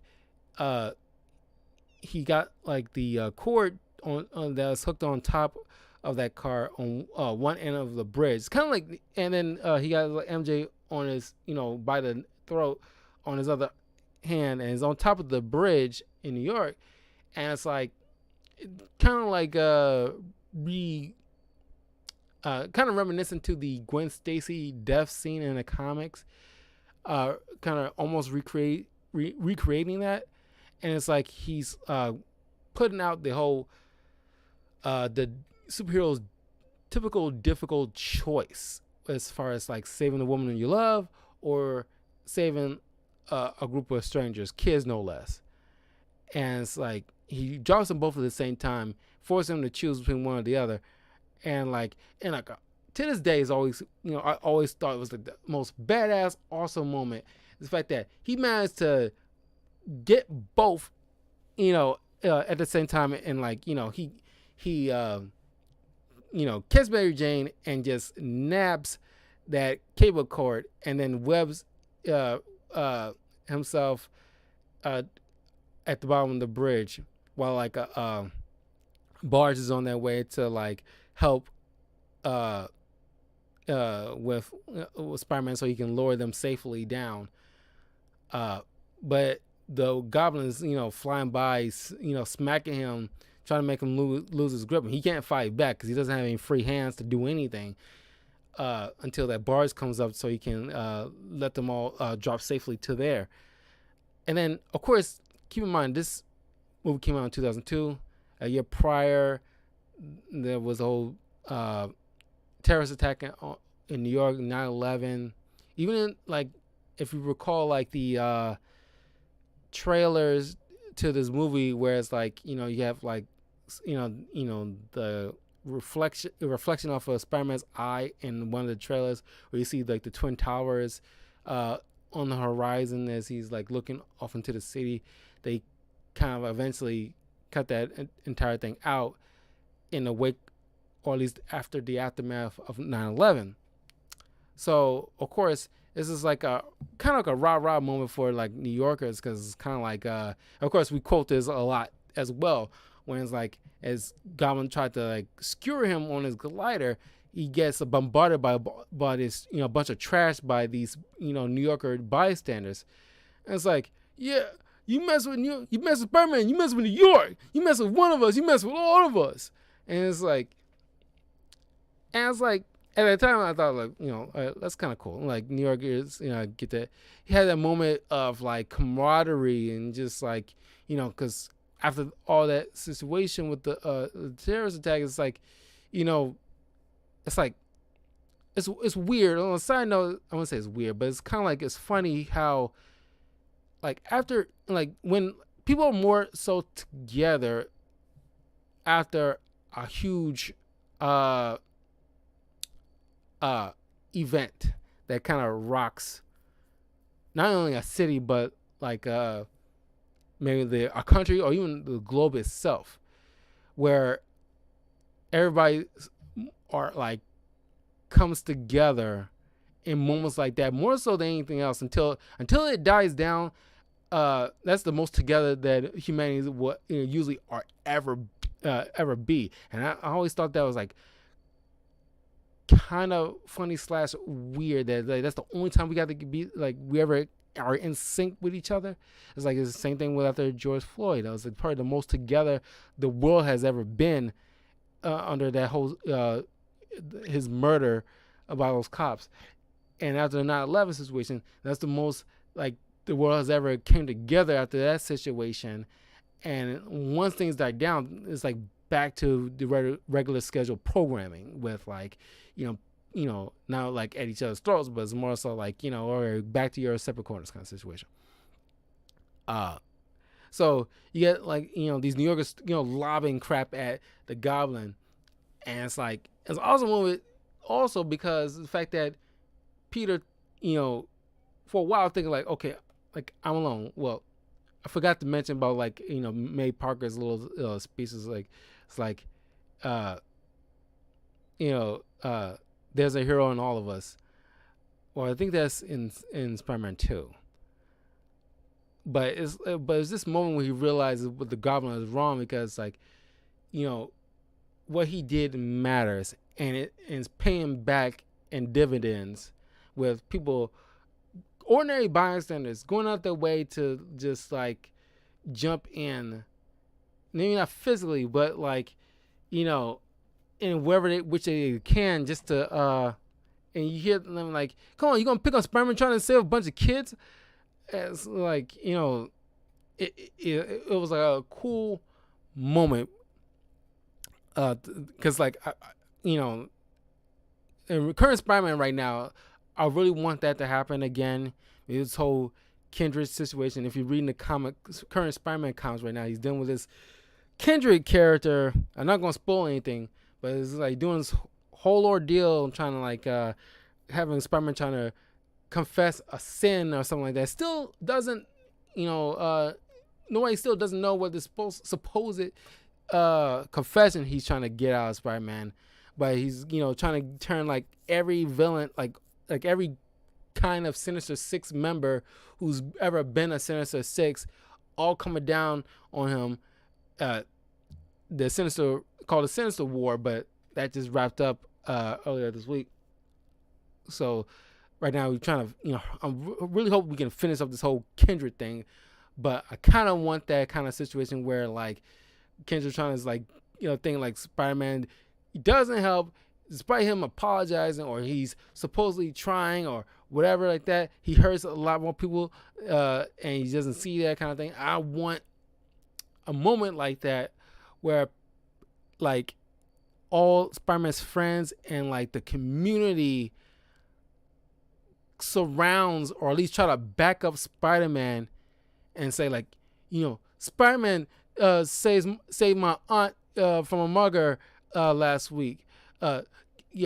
Spider-Man like walked me home, when I was being bullied. Spider-Man did this for me. Spider-Man did this for me. And it's like, I want that feeling in the comics more often, reflecting that, because this is not like back in the day where like half the city is like against Spider-Man. This is like long enough where like Spider-Man's been around for long enough, and it's like, yeah, not everybody's gonna agree. Nobody agrees on everything, but by and large, like in the comics, I want that feeling again. It's like especially not only like especially the world, because like he's like a phenomenon, but like New Yorkers in the comics, I want like all the superhero, like maybe not all the superhero community, but like a fair amount, along with like people in New York coming in and saying like, Spider-Man did this for me. Spider-Man was there for me. Spider-Man went out his way to help me. I was alone. Spider-Man was there for me. I want that moment, because more so to reflect like, our appreciation of Spider-Man throughout these years, but also to show this crappy villain that all his rhetoric is bullshit. Because I cannot stand it. Like, if you're reading Kendrick, you know what I'm talking. The whole Kendrick arc, you know what I'm talking about. But it's just like, I want that moment, like in Spider-Man 1, where it's like like a chunk of the New Yorkers are out there, like backing up Spider-Man. So he saves MJ and the kids, and then uh uh Green Goblin picks up Spider-Man, and they go into this like abandoned area in the middle of on an island somewhere in by whatever river in New York, and like they had they duke out in that final battle, and eventually when Pete gets the upper hand, reveals Norman reveals himself and like tries to trick him. It's like trying to make sure he's like try to convince him to hold his embrace him so he can hold him still, so he can be secured by his glider he's quietly summoning. And say, I was a father to you, Peter. Be a son to me now. I have a father. His name was Ben Parker. Godspeed, Spider-Man. And then of course he does this, like the Spider Sense thing. He flips, and like the glider impels Goblin, and he does that line, "Don't tell Harry." And of course he takes his body back home, completely stripped him of all his goblin armor. And then Harry sees this, assumes Spider-Man killed his father, and that will carry on into the preceding movies. But you see them going to another funeral, MJ confessing her love to Peter.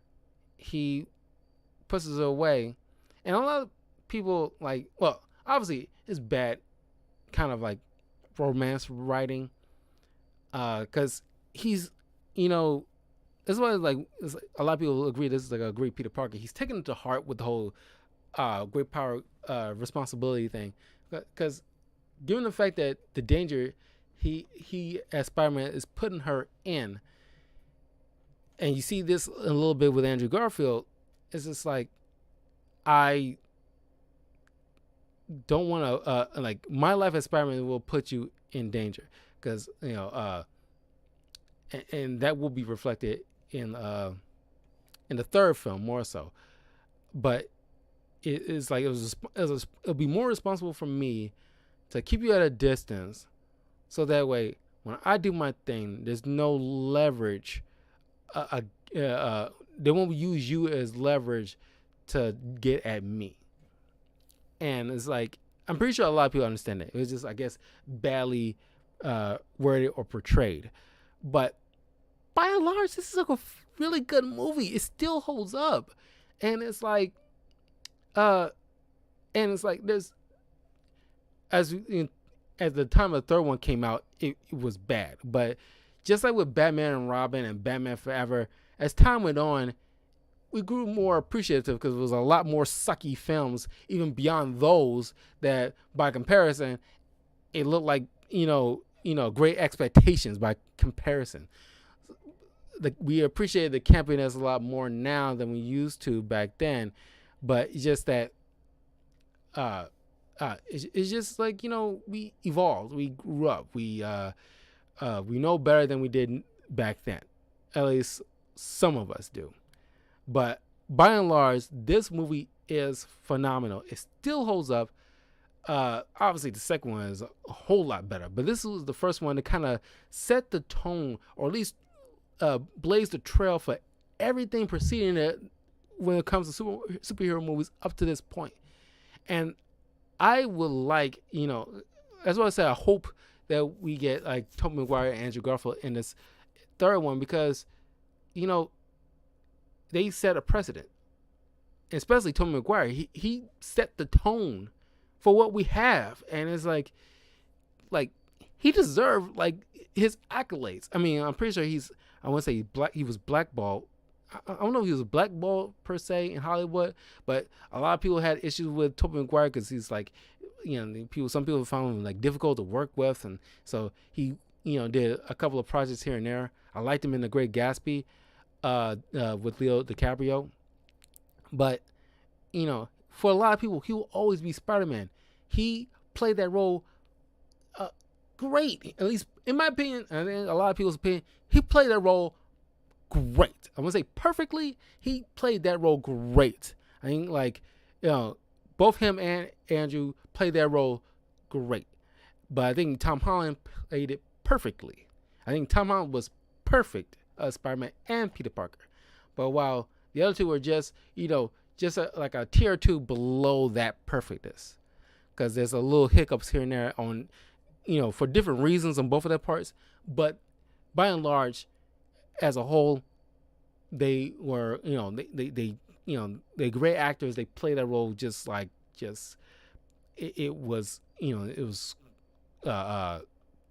it was great. There's no other word I can probably use it right now.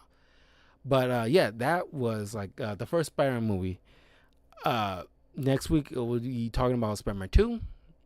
There's a lot to talk about that as well. Probably still to this day one of a lot of people's favorite films, especially outside the MCU franchise, is one of like a lot of people's favorite superhero films to this day, and there's obviously a reason to that. So thank y'all for joining me. Don't forget to leave a like, comment, subscribe, all that good stuff to Talkative Carl on YouTube, Twitch, and Twitter. Follow me on my Patreon. That's patreon.com/talkativecarl. The links are below in the description. If you have any ideas for like certain reviews or whatever, please leave a comment. And look forward to the Shang-Chi review, because that will be coming up tomorrow. I'm going to watch that movie Saturday. So once I come back, I will definitely start the spoiler review for that one. I'm looking forward to that one. I kind of expected. I'm avoiding spoilers like nobody's business, because I want to assume that Shang-Chi is going to be like the Asian community's Black Panther. The way Black Panther was to the black community, I expect like Shang-Chi to be like that. And that's what I'm hoping for. I want to show enough support for this movie as much as possible, and you get some Asian representation out there, because I imagine it's going to do gangbusters. I really hope at some point in the future they bring back Iron Fist, because at least soft reboot it with a different actor. If people don't like Finn Jones, they can definitely soft reboot it. There's a lot to mine from Iron Fist. Check out my video of me talking about how about the Iron Fist show and why they should try to keep it going. Especially if they bring it back, Charlie Cox Daredevil, they should bring back the other Netflix characters as well. John Bernthal's Punisher, Mike Coulter's Luke Cage, Kristen Ritter's Jessica Jones, and maybe just hire a different actor for Iron Fist if Finn Jones can't be bothered to do the basic, fundamental thing that makes Iron Fist, which is martial arts. You can just hire somebody else, Don Cheadle the situation, and just get somebody else and bring back Iron Fist in some capacity. But I will